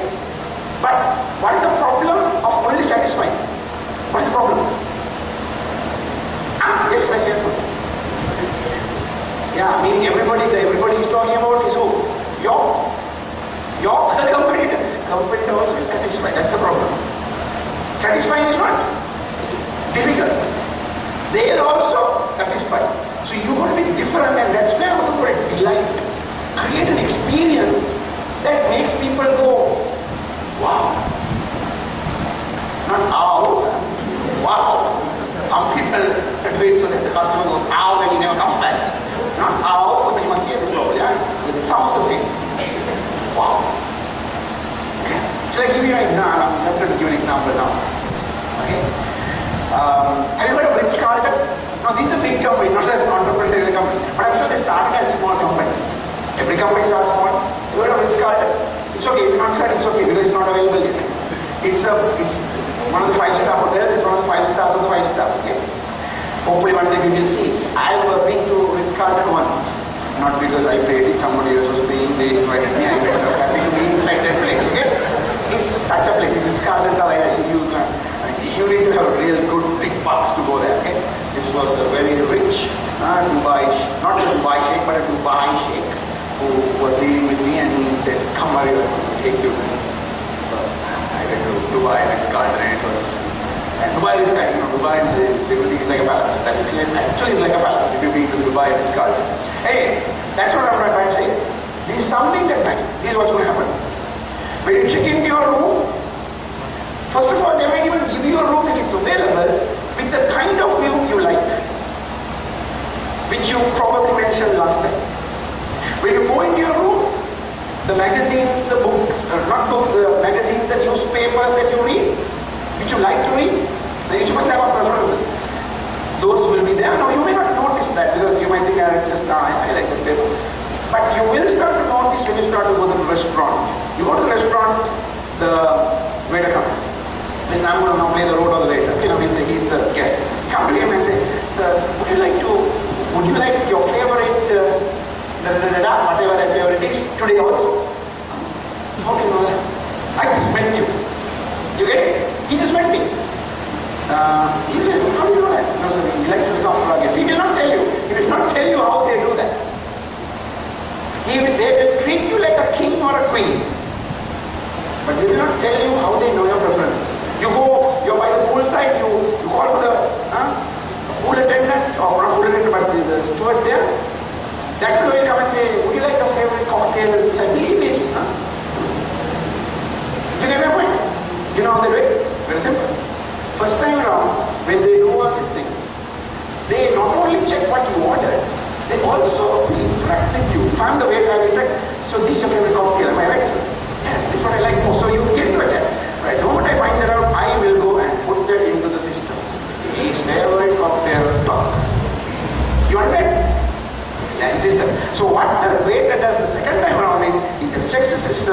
this guy likes that. And he'll come and tell you, they will never tell you how they do it. So it's not rocket science, it's just that they have a information system which is linked across the world, and you will not think, because you will not be to Dubai, it's called, you went to Singapore, it's called. You understand? But it's a global thing. Now, global things today is no issue, distance is not a barrier today in our technology. So what I'm trying to say is, that is what you call delight. Just giving good service, everybody does. These fellows do a little bit more. So that's what I'm saying, in your own business context, you need to see, how am I going to make that difference, so that this doesn't only go here, but it goes a little bit, and the cheeks go up, and the fellow is, wow. Not only that, it goes, wow. Have I made my point? Yes? It's clear? Right, let's move to the next one. Develop a well thought out brand name. I can't emphasize this. Okay? Again, I see, my experience is that I see both. I see some people who have well thought out brands, and some of the brands are pathetic. I recently brought down a foreign trainer under my company to train on a subject. Okay? And he trains on a subject area which, nobody in Sri Lanka has that expertise. There are only about 2,000 people in the entire world who have that expertise. Now, I'm not going to talk about that expertise. But what I'm trying to say is, he's a lousy marketer. He knows his stuff very well. He's also a trainer, consultant in a way, but in that area. Okay? Very specific area about reading your body language and telling what you're feeling right now. Dangerous thing to know. Okay? How many of you watched that TV series called Lie to Me? Sometime back? That Lie to Me series, although it's a TV series, was on Star World sometime back, is based on a science called micro-expressions. This fellow is an expert. When you talk to him, if you lie, he will detect you. Okay? So it's called deception detection. Right? But so he has a unique product. Only about 4,000 people in the entire world know this. Okay? I know a little bit about it, bits and pieces of it. I am not an expert. Okay? But he's an expert. Now, but his marketing product, his company's name is SDL. His name, I don't mention the name, but his first name is S and second name is D. I just asked him, is it that SDL Limited? Do you understand? Now, to me, that is lousy marketing. What is the logo? Arial S, Arial D, Arial L. Now, that is not branding.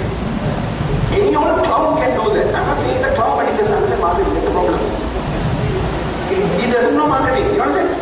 Actually, marketing is a skill. I'm not saying because I'm talking about it. Actually, am I a marketer? No, I'm not a marketer. I do teach about marketing. I've done marketing. I also market, but I'm not what you call a marketer. Even of CIM, I have done the exam. I'm not what you call a chartered marketer. For that, you will be a practicing marketer. I'm not being a practicing marketer. But it's not a case of whether you practice marketing or not, it's a case of whether you actually practice marketing or not. When I asked him that, he knew where I was getting to. He said, yeah, I know that the name is not very innovative. Pretty basic, right? So I said, yeah, you down, New Zealand. I didn't tell him that, but I said, Sri Lankans, we are all nice to people, especially outsiders. It has its own uniqueness, but no uniqueness at all. 3 different colors, you put in red, yellow, white, and black or something like that. The 3 letters. So, what I'm trying to say is, don't do that. Think through your brand well. When I started our first company, I designed the logo. When I started my company 2 years ago, I designed my logo again. It was well thought out. You might look at it and say, okay, it's not that great, but well, at least I think to my target market, it makes sense. You understand what I'm saying? And there was a logic behind everything. There was a reason. If somebody asks, why is that? I can tell something related to my business from the logo. And it does make sense. Okay? Even the name Google. I'm not going to say that out loud because you think I'm doing a marketing thing for Google, but why Google, not something else? There's a reason behind why it's Google and not something else. Some of you may know it, but others I encourage you to Google intensively. Okay? So, develop a well thought out brand. If the creative type who can do that. Get the services of at the agency who will do it. He didn't tell me to tell this, okay?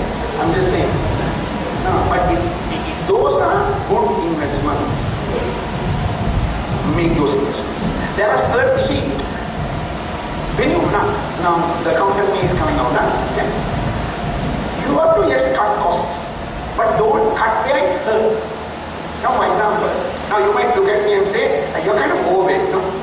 Yes. It might be, just because I might look overweight, if I cut off, there might be about 10 kilos here, let's cut that off. Do you understand what I'm getting? Or let's have about 4 kilos here, let's cut this off. You cut where it doesn't hurt. Stop carrying it, maybe. I know it's roundish, right? Round is a shape. I'm in shape, okay? Right. That's people like me who have developed things like that, okay? So anyway, so the point is, you need to develop a good brand name. If you're not the creative type, get the system. Don't just come up with some name. Recently I came across, I won't mention the name of an IT company, I do some work with them. I think their name is, my God, terrible. It's not, it's like a mistake. The name, the logo itself is, it's complicated. You understand? I'll give you a non-IT, this company doesn't exist anymore. I'll tell you a brand name that was developed. Some years ago, you may remember this happened when I was also young. I'm still young, but younger, okay? There was a brand of jam in Sri Lanka which was launched. Its name, okay, was Clemente Jacks. I need to pronounce it like that. The name was Clemente Jacks. C-L-E-M-E-N-T-E J-A-C-K-C-Q-U-E-S. Jack Kalis, sorry. Jack Kalis, So, after those who go to Clemente Jack, give me a Clemente Jack. No, do you understand? Not even that. I think even right now, this cigarette called, not that I promote cigarettes, but almost this awe, the sound awe, is not something that stimulates people. The locals are used to. Awe is not like similar, you know something? They're there. Or almost like that. You know something? So you kill them, right? You have to think of the local, whom you're marketing to, and whether they can decide. Clemente Jacks is not easy on the tongue for our local guys. French, yes, in France we have done that, but that jam is not there. No, it's a brand really, I'm telling you. It's a case that we use in our, when we talk about this stuff. So don't come up with some name that only you can understand. You understand? Look at successful names. Nokia, Sony, Toyota. You understand? Short. Quick. Easy on the tongue. Now, if you take automobile industry, why is a brand like the Isuzu? Isuzu is not as successful as Toyota or Honda. I'm not saying it's only the name, but the name also has something to do with it. Not my opinion. Marketing experts bigger than me, global experts have said things like this. I'm paraphrasing, this is not my idea. That Isuzu is not as successful as Toyota, partly because the name has something to do with it. Okay? Offer differentiated product service, highlight the USP. What does USP stand for? Unique selling proposition. Okay? Unique selling point. You have to be unique. If you don't have anything unique, you know what you become. There's another name for that. If your product is not unique, you become me too. M-E-T-O-O-2. Not T-W-O-2, T-O-O-2. Me too. What you mean by me too is this. Let me explain this. Say you're in the supermarket. Okay? You're going through the section where there's soap. Now there are well-known soap. Okay? Say Lux, Dove, Rexona, and whatever. And then there's some other brand there. Then I'm not going to mention the name because then I'll be saying it's not as good. But you know what I'm talking about. That will also be sitting next to the well-known brand. Right? But what is unique about that soap? Nothing. And that soap is telling you from the shelf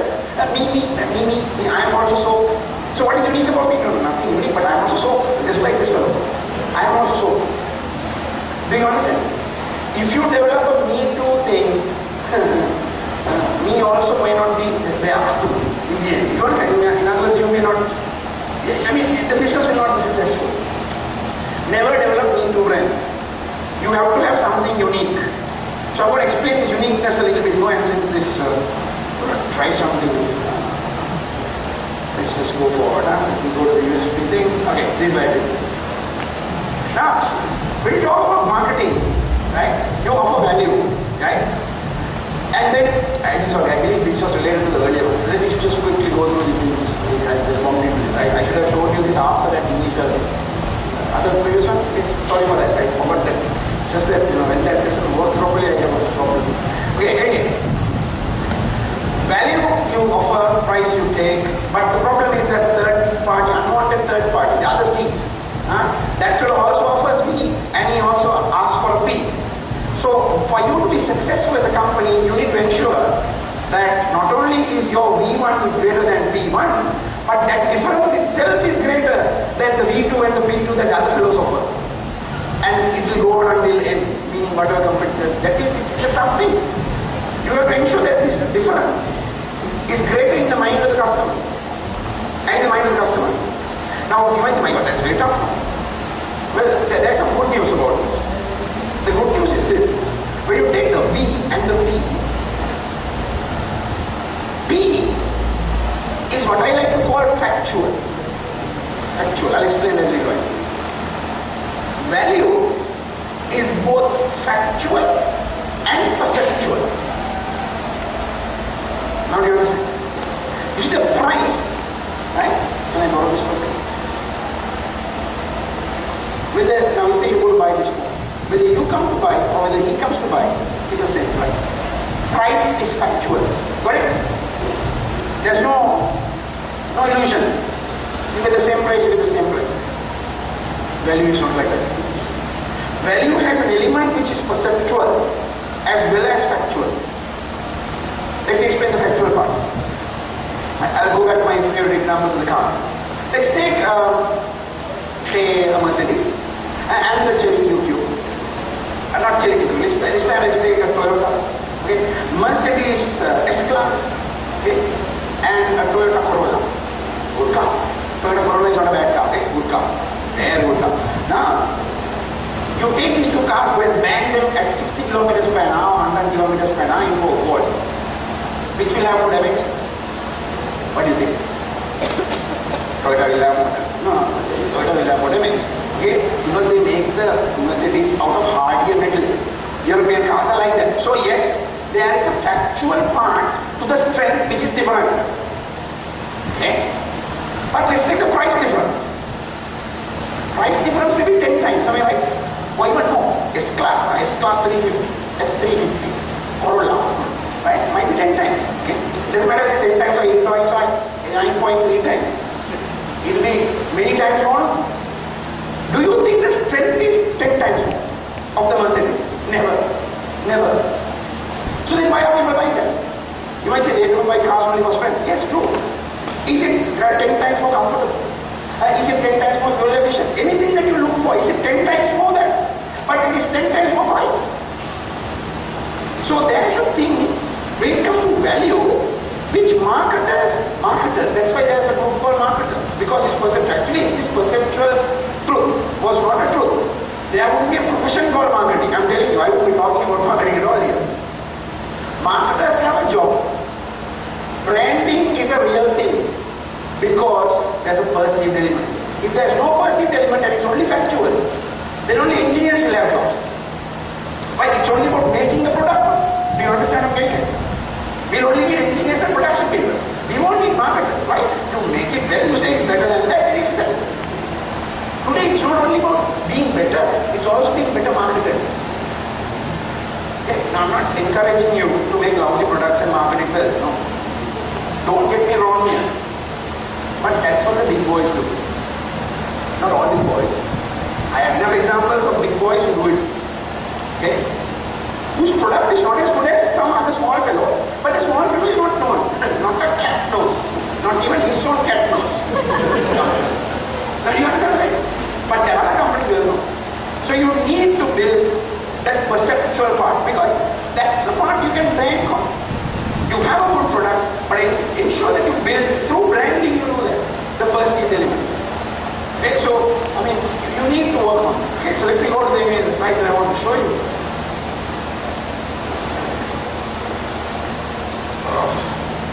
See this one now, I don't think so. Hang on, now 1 second. Where was I? No, this side.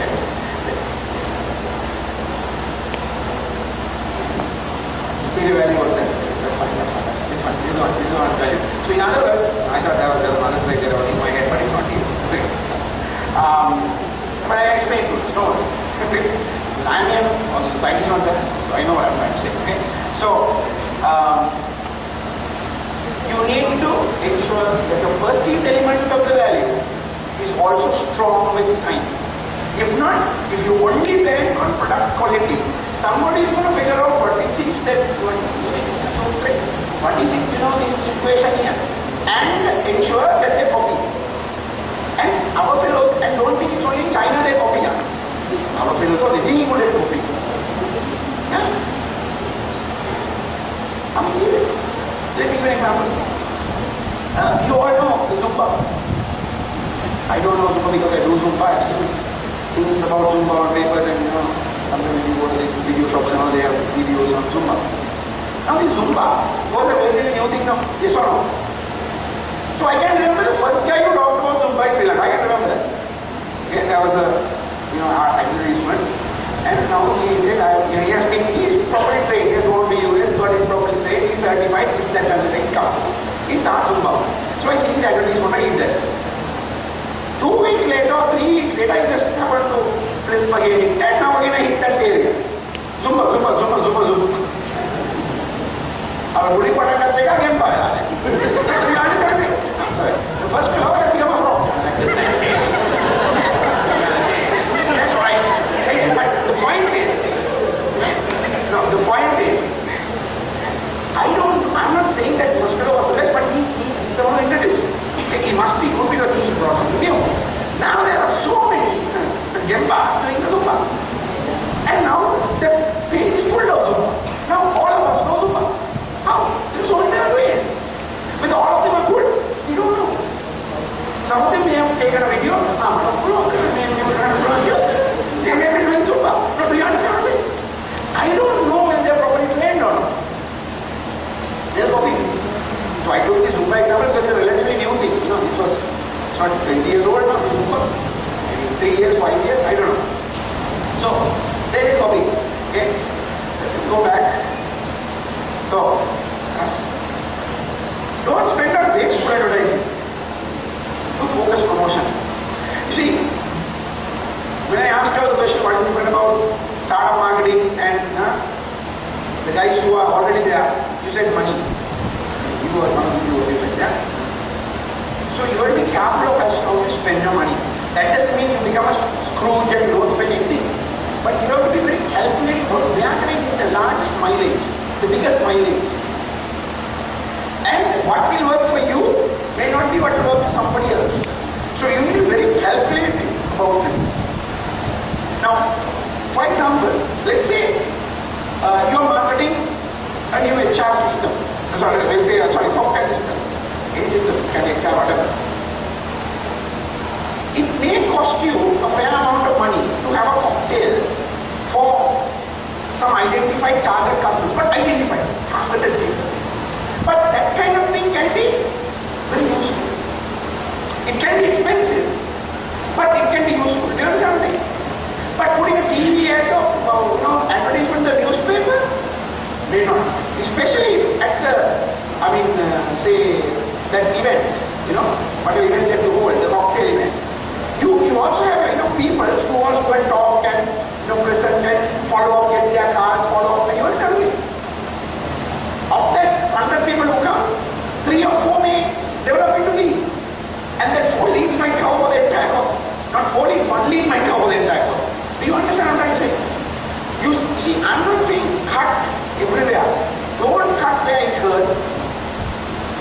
Remember my we visual picture is, I know, I may not be very aesthetically or visually pleasing site, but just don't cut important places. Cut where it doesn't matter. Okay? But focus on building what is useful. What matters, build. Don't cut there. You have to spend your money and spend it wisely. Don't do it on frills marketing. Don't do it because somebody else is doing it. Look at always effectiveness. Always effective. Is it effective? Is it going to give you results? Is it going to give you results? Yes. If not, no. Concentrate on building customer loyalty and repeat business. It's important. I told you can't focus on too many people. So therefore you need to identify a few number of customers and focus on them very thoroughly. Okay? I mean, all this, I'm asking the organizers, you have the email address. All that. So you don't have to take down internet server as I'll give this to you. I have no intellectual property on this. Okay, it is my intellectual property, but I'll give it to you. Okay? This some people are starting to write. I'll give it to them. They have, I don't have your email address. I can't email it to you and don't ask me to email this. You do need to do it. But if they have email address, they will. It's on access to it, so you can put it there. And you can have it, you don't have to just listen to me. Because the thing is, I mean, what I think more important is listen to me. It's like, give you. I'm not one of those trainers who say no. So they tell me, okay, almost clear. That of course I can't translate. Almost clear. So guru knowledge. Right, okay. So, this customer lifetime value idea is this. Okay? Sometimes, right, a customer may not seem important initially. Okay? Now I can, when I'm mentioning this to you, I can think about the name of a company at the initial stages when we started in 2004, where I was serving them so much. Serving meaning I was doing a lot of work for them, but there was no return.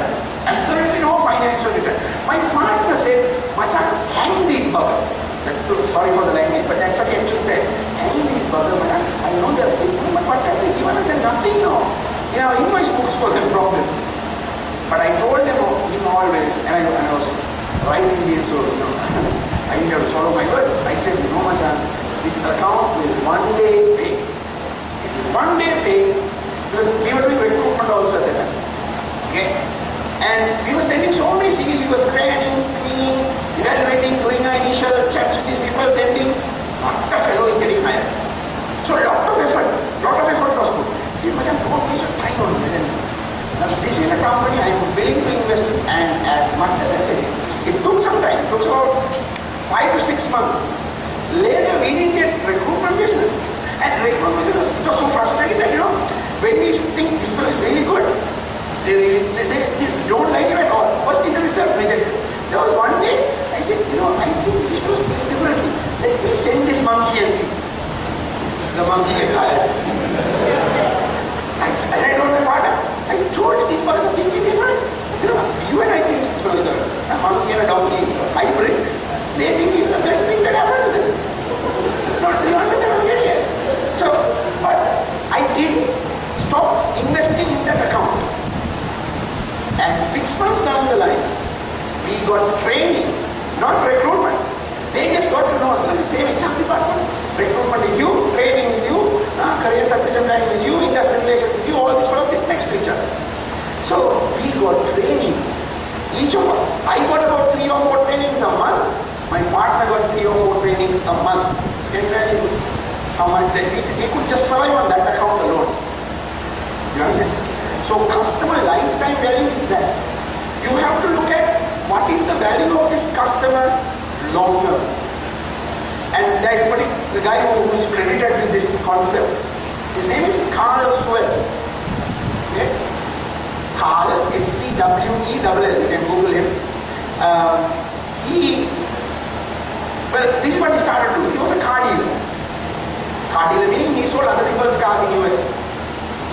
But his name got into the marketing textbooks. The way he got into marketing textbooks is by doing this. He is the one who came up with this concept. He is the one who coined this word, customer lifetime value. And he explains it very nicely. I've seen this guy on a video, and in that video, now I'll say I'm Carlswell, and he's the guy who's interviewing me. And it's done in his dealership, car dealership itself. And at one point, Carlswell tells the interviewer, he points him to the door, okay? You know that? And he says, and at that time, a potential customer walks in. So he asks the interviewer, what do you see? What do you see? So he knowing that probably potential customer, he says, I see a potential customer walking in. Then he asks him, is that what you see? That's not what I see. Then he asks, what do you see? He says, I see $30,000 with legs walking towards me. I can't remember if it was 30 or 40 or don't quote me on the number. But he mentions something that I saw this long time ago. He mentions a certain figure, and that figure is not the value of the car he's going to buy. It is 6 times that value, he mentions. How he works out the 6 is this way. He says, if he walks through that door in, he is going to buy my car. Given, he's not going to buy it, sir. Not that they force sell, but he has a system of customer care, which I can't elaborate because of all details. I suggest you Google it. Carlswell customer lifetime value. Then you will see all the specifics in that. I'll tell you 1 or 2. He has trained his sales staff to treat these people with a lot of respect and give them a lot of attention. They don't put pressure, but he serves them so well. Some of the things he does is, now okay, let me tell you how he works out the 6 first of all. The 6 is this way. He buys first car from me. This is US.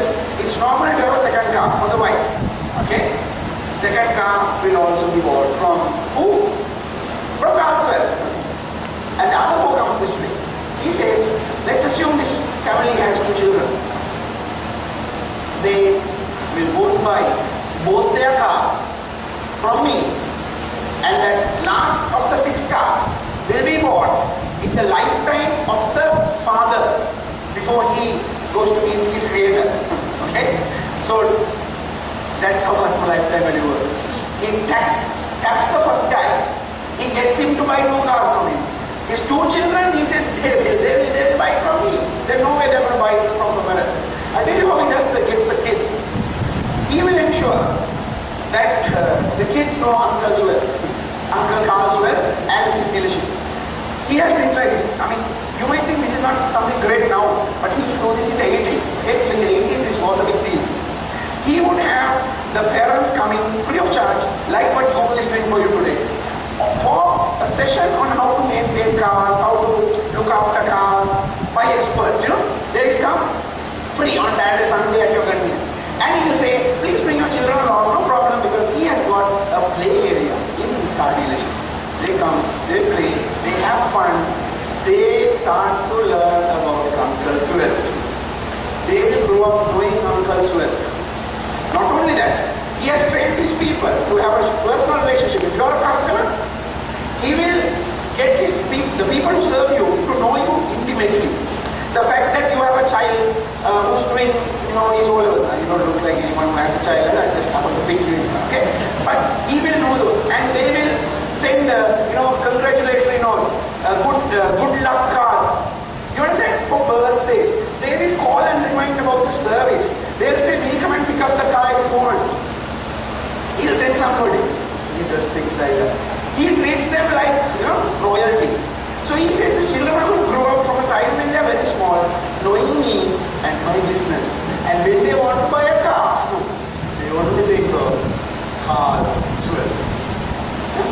And he has actually done it. He does not state. He has the numbers to prove it. So customer lifetime value is looking at what can I make with this guy long term. Not now. So when I did that thing, what I did with that particular company, I don't want to mention the company, it's a big company, so I don't think it's right to mention that company. Or maybe working for that company and you may be wanting to leave that company, I don't know. Okay? It's a well-known company. If I say that in any part of Sri Lanka, anybody will know what the company is. So I don't want to mention it. But it paid off. It paid off.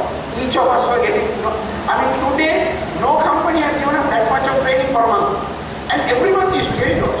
Not that this month there's 3 and next month there's done this month also 3, next month also 4, the following month another 3, and then next month another 3. He's also getting 3, 4 every month. as individuals. But it paid off. I said, look, can you remember? But I didn't know it will come to training. I knew one day it will click. When it clicks, it will be like a floodgate. And it was like a floodgate. So work on long-term relationships. Never compromise quality with the customers who are with you.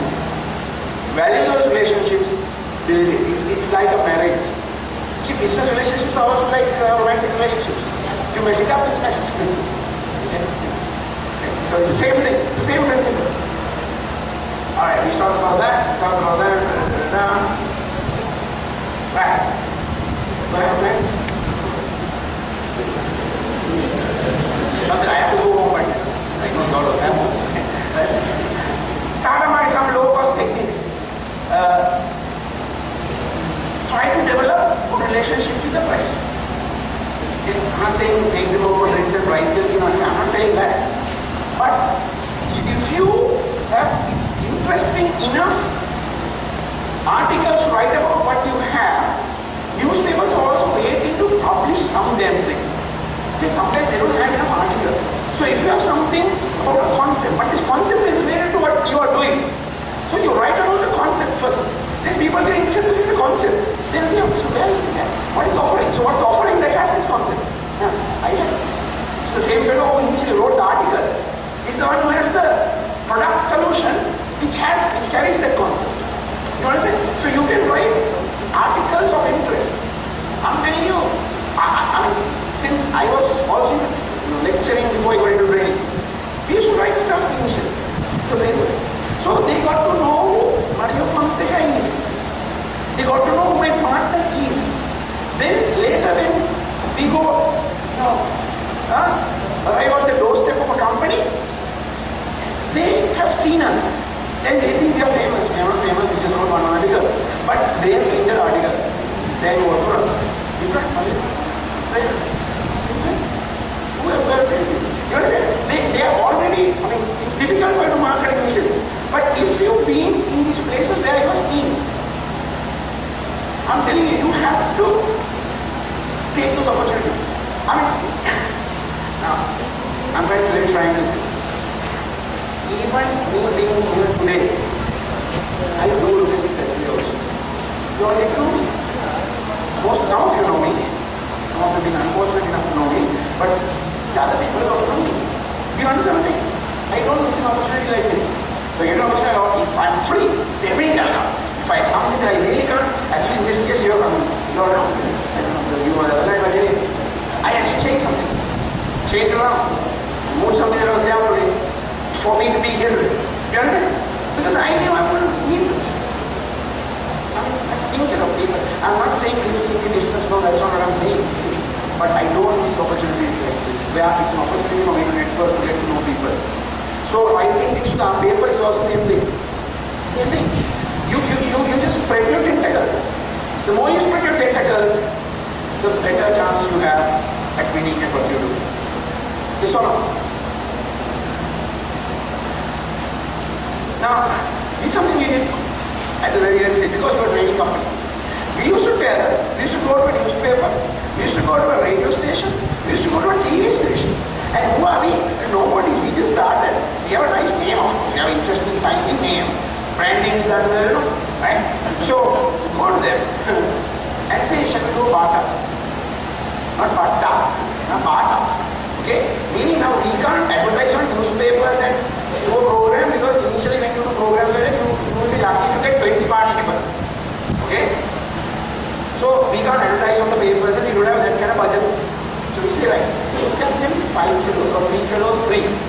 If you give us 4 newspaper advertisements free, maybe we go to the radio station and do the same thing. We go to the TV station and do the same thing. So our program is going on radio or TV and on newspaper and people think, wow, your company, your advertisement, so on, I'm serious. But this is free. After park, we are not taking the big thing. But some of their fellows are coming, that's okay. Because that was their Indian, if they are not young people, actually they cut you the hours for whatever. Just joking. But you understand what I'm saying? It does help to make the crowd look big also in India. So that when you take the photograph and that goes to paper, it looks better. You understand what I'm saying? I'm being very frank with you, okay? Because I want to help you, because I know what you'll go through. It's not easy. So you got to be smart about this. You got to be smart. Don't be crooked, but be smart. Being smart is not the same thing as being crooked. It's kind of close by, but not the same thing. Don't do anything crooked. Never do anything crooked. It will haunt you. But be smart. In this world, you have to be smart to survive. If you're too straight face, you will never succeed in life. Okay? Where is that website? I'm not going to expound on this because we're talking Google forum. Have a well-designed website. A website, when you go, they don't think you're a small company. You have enough content. Wow. A fellow has, this fellow has only 4 employees. But the website is better than a multinational. Because some people only know website. You understand? Another thing that we used to do initially was we never allowed the clients to come to our place. We used to always go to the client's place. But, I'll tell you, I'll be very frank. When we started, we went and got a place because we were a training company. This was actually my partner's idea, but I fully validated. He's a marketer to the board. He said, Machan, I'll tell you in English and I'll answer. Now, if you're parallelly here close to this road that I'm going to mention, sorry, but he just happened to mention. Machan, address got full aspect. Card ke Namadala Hindu road ke damo inne. You're in Columbia. Merchant town. We got ourselves to merchant town. We were in what is called the technology incubator. There was technology incubator by Sri Lanka. Those days called concept nursery. We were paying 35,000 for 8 by 10. Yeah. 2 desks. Telephone connection, email connection.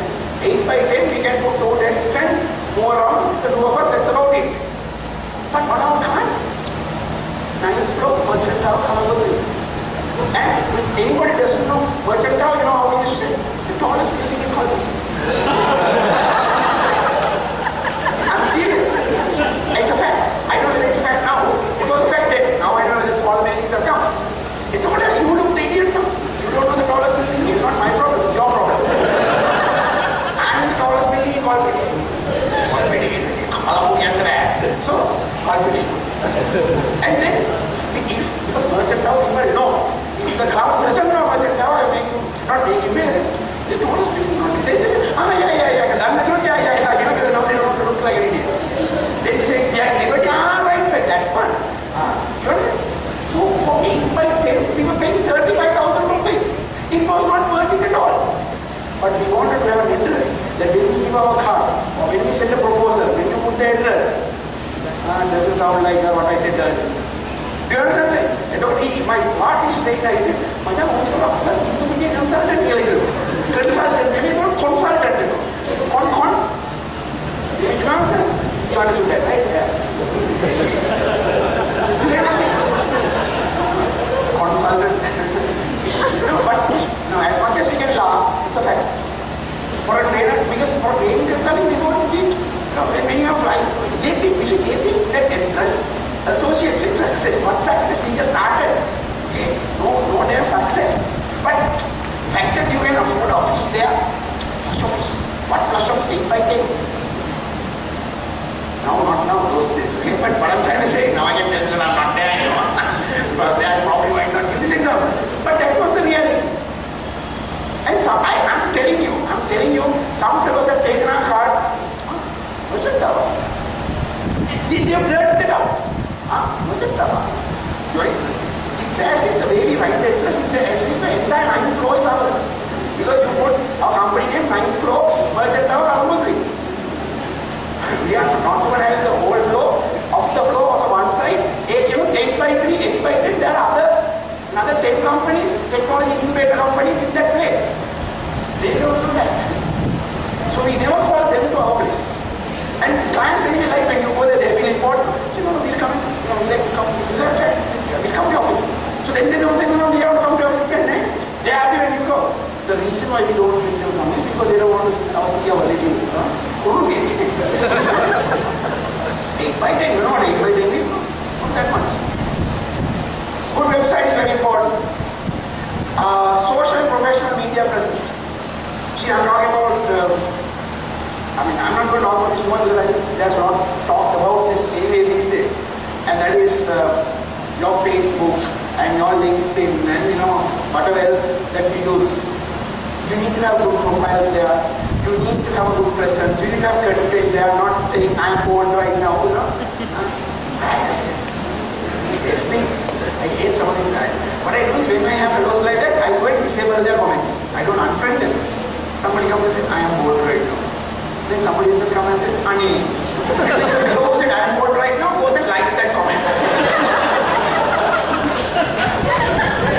Anyway. And they don't even say it as if we can help them. And they're scolding somebody. We don't know who they're scolding. Why do I need to know who? I mean, I don't know who they're scolding. They're scolding. They're just ending the anger and we are supposed to, don't take it easy. Sometimes take it easy. Those comments I disable. I'm not talking about that rubbish on say Facebook and all that. Have your own website. Website is fine, but your web page, Facebook page, where you keep content. There has to be content, People will tell you you need to have innovative content coming in. If good content keeps coming in, people come there. People will like, but after a while they'll unlike or dislike if there's no good content.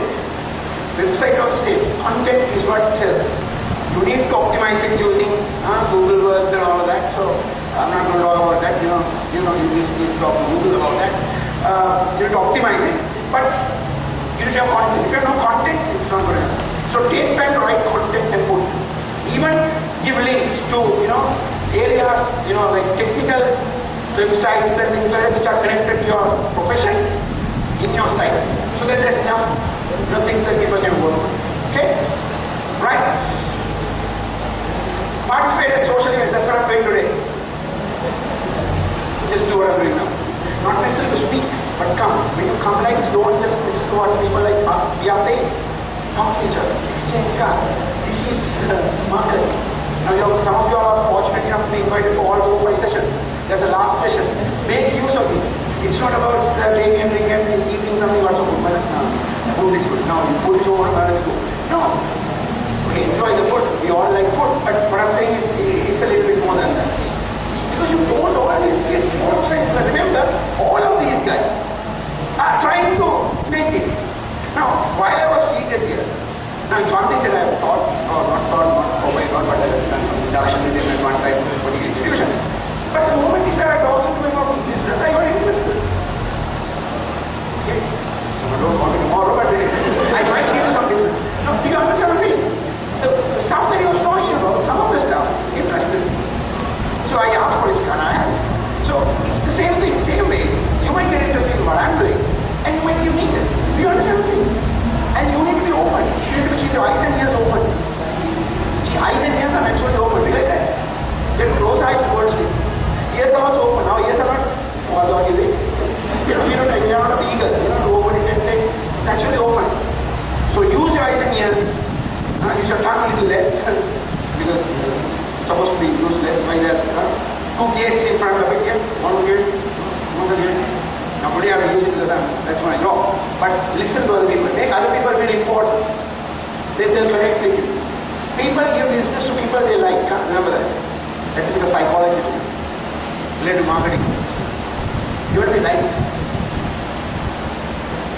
You have to have a good product, but you have to be in the liked category also. Not only on Facebook should you be liked, you have to be actually liked by the individual. They will give business to people they like. I mean, I have enough clients where I can say, they give me business because they like me. I know for a fact. Do you understand? So you have to get into that like business, like category. So value those relationships, build them. Word of mouth. See, if you do something well, he will start talking about it. Okay? Don't underestimate that. Somebody will tell somebody, I've got enough business over the years. Now I've been training for the last 9 years. Recently I got from a particular institution, I don't know jack about this institution. So I asked the HR person, how are you going to know me? Because I don't think I'm that famous for people to know me like that. Some people know me, especially people who have come under some training or whom I've taught. But this institution, I have nothing to do with this institution. You know what that is? They said this particular person gave me the name. That person is one of my existing clients. That somebody knows the HR person there. See?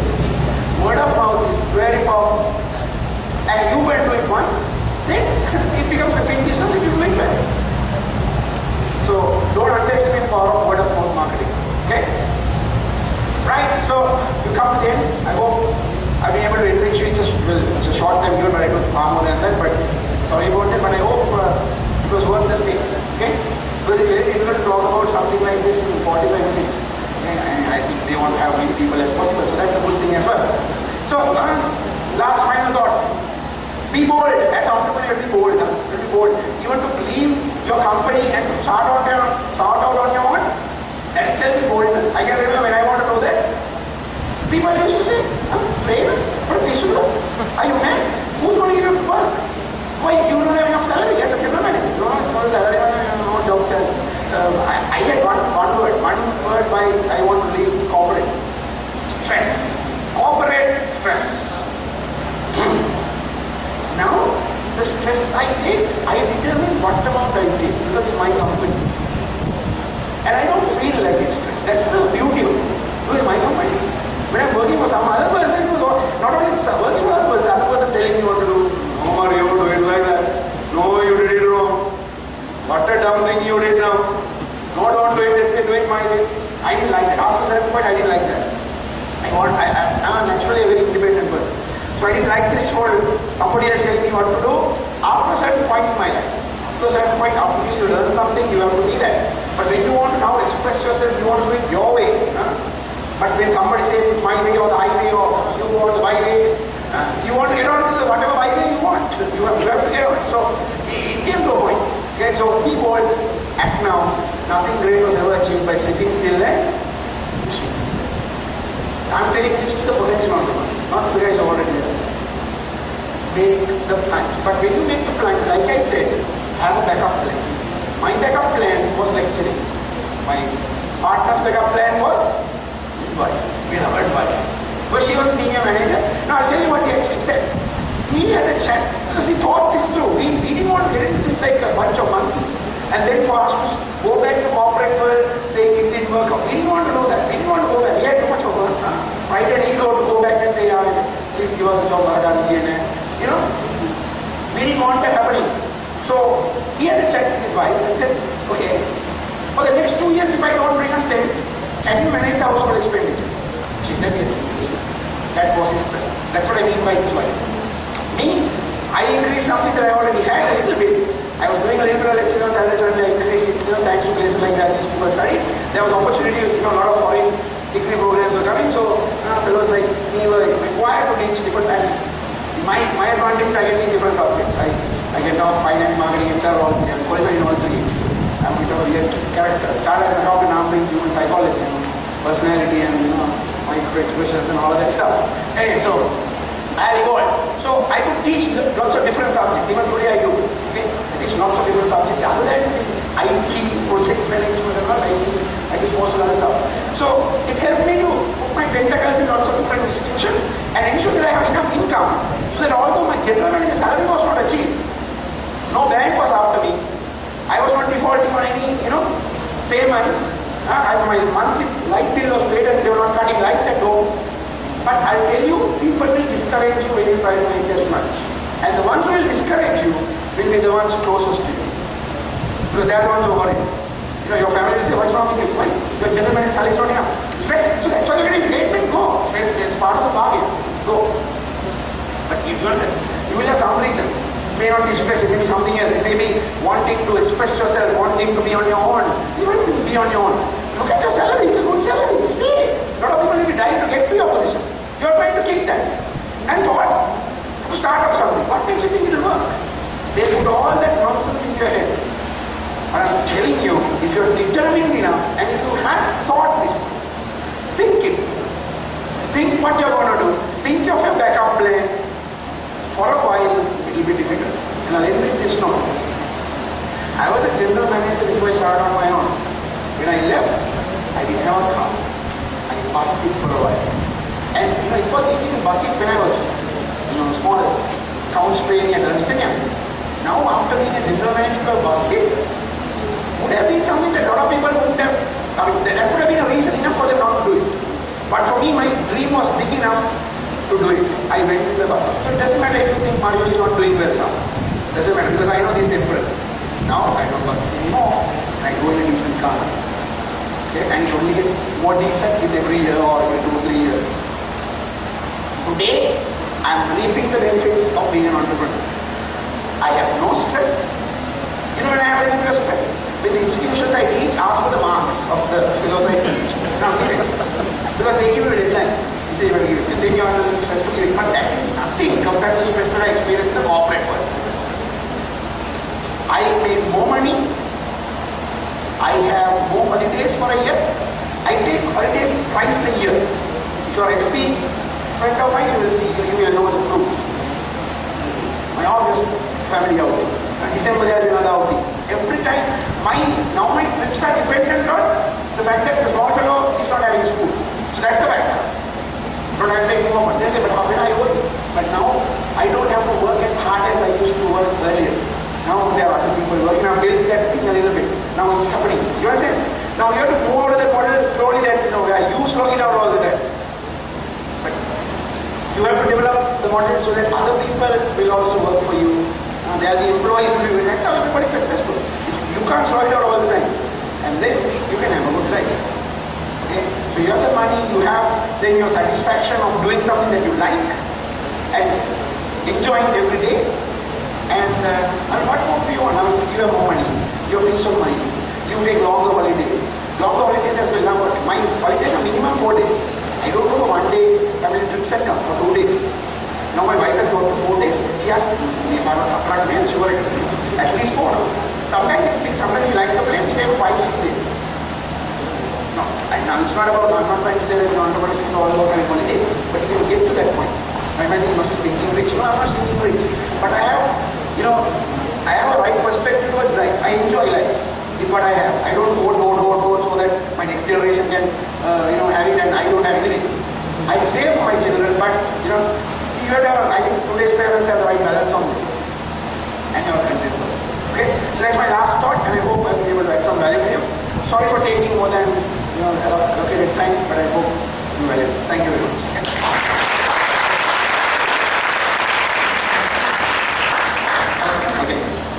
I don't like this superstar thing, but anyway, that's okay. Now I'm not good. Yeah, if you have questions. Yes.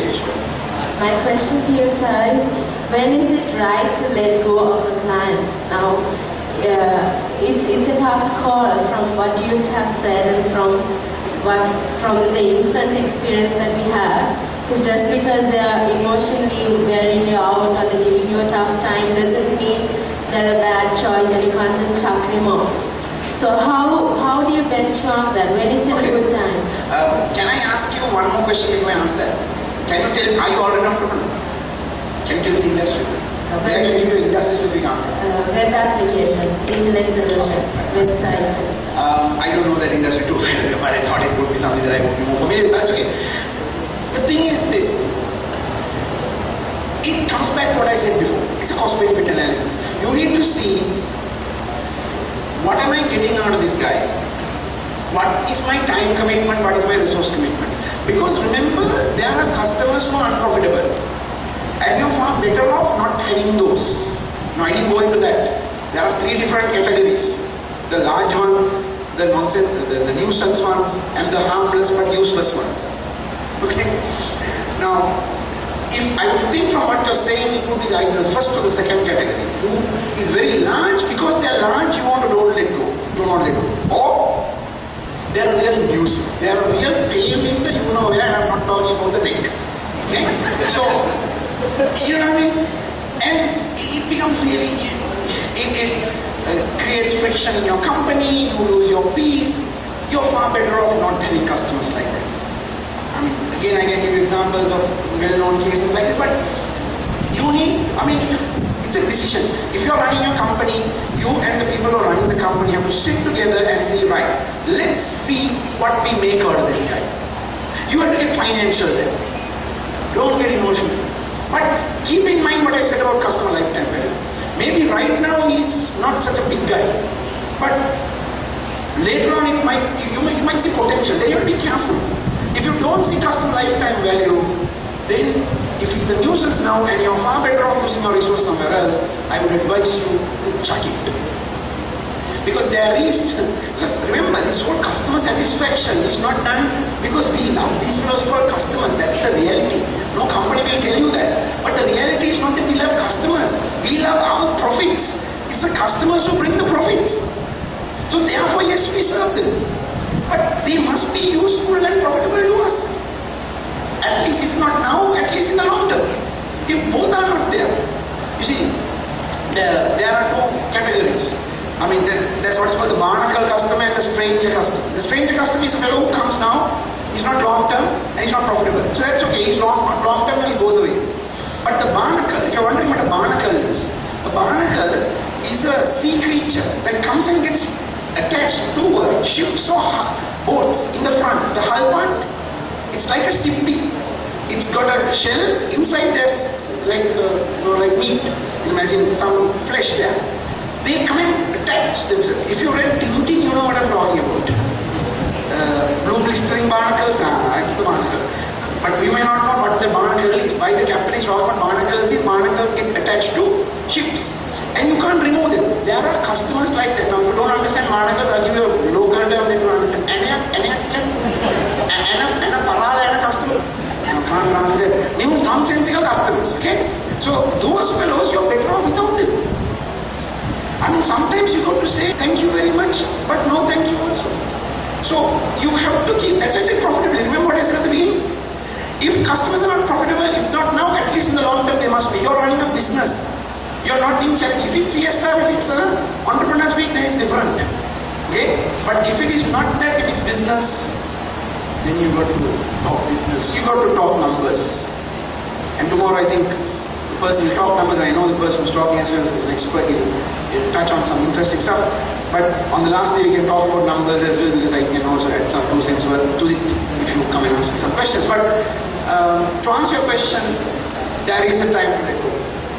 You have to let go because you're far better off. It's like being in a bad relationship. See, when you're in a bad relationship, sometimes you know this is not going to work, but you also don't want to let go because right now you got used to having this monkey or the donkey. So you got to come to terms and say, no, enough is enough. I'm better off without this. Bye, and don't call me again. I won't call you. So there is a time. But only you will know when it is. I can't tell you when it is. It depends on whether you really think it's not worth it. Okay, I hope I answered the question. You answer? I think I've kept you too long enough in questions. The only question we have is, can you go home? If that's the only question you have, I'm happy to let you go, but if you have, I'm happy to answer as well. Yep. As a startup company, at what point do you stop marketing the entrepreneur? That's a tough question. What point do you stop marketing the entrepreneur and build the brand? Let me answer it this way. What you do from day one is you don't only build the entrepreneur. You do because that's what you have. So you focus on that, yes, because that's the contacts you have and the networks you have and all that. But from day one, try to market the company. Whenever you send something, send it under the company's invoice. When you give something, always highlight the company brand logo. You develop a website, put the company information. Now, if you go to my company, I'm not trying to do a marketing here, but if you go there, it will actually be a little difficult for you to find my profile. It is there, but it's not as you go front page, Mario wants a photograph. No. Because I don't want my company to be me. You understand what I'm saying? So, it's a case of you have to build it from day one. But you have to know, now it's enough. Now you see, you need to check and see whether people know your name. Not your name, the brand name, the company brand name. It will come to a point where people say, I've heard that. You all do this, no? So, then the company can stand on its own 2 feet. So, you put the company name. You see, you need to use your individual name, you need to build initially with that name. But at the same time, people must know your name is associated with this name. Got it? And very soon you need to become less of Bill Gates and more of Microsoft. So you understand? Same thing. So I think that's where Google has done it better. I don't think people know too much Google's founders. That's a good thing. That's a good thing. Because if not, People will think the day that the gate dies, that will be the day that they have their gates closed. You understand what I'm saying? So that's not a good thing. So to answer your question, you need to do it from day one, little by little, but you need to bank on the individual because that's the only asset you have. But try to say, we have a company, this is a company. But people will always think it's individual, right? No, but it's a company. You need to highlight your address and those things are important.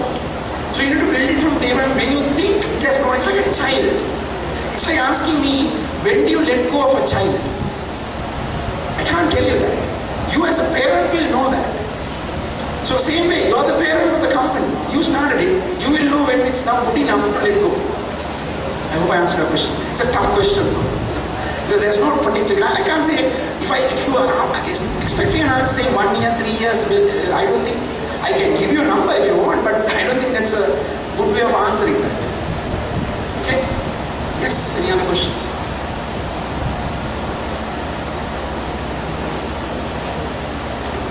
Okay. Alright, thank you very much. Thank you, Mario, for your highly interactive and awesome speech and awesome session. Round of applause, guys, for the fantastic speech. We would like to give you a token of appreciation. Javed will hand it over. So finally, day 2 is almost at an end today. It's actually at an end. So basically we will be having day 3 tomorrow, which will be all about finance and how to fund your startups. So we would like to see you guys here tomorrow. Thank you for the organizers and for the media as well as all other individuals who helped make today a success. Also, if you guys could be kind enough to fill in the feedback form that you guys have, so that this will help us to make day 3 even better. And of course, we have Twitter. Our hashtag is GFUSL. So you guys could go up and read about how you would like to see day 3 happen,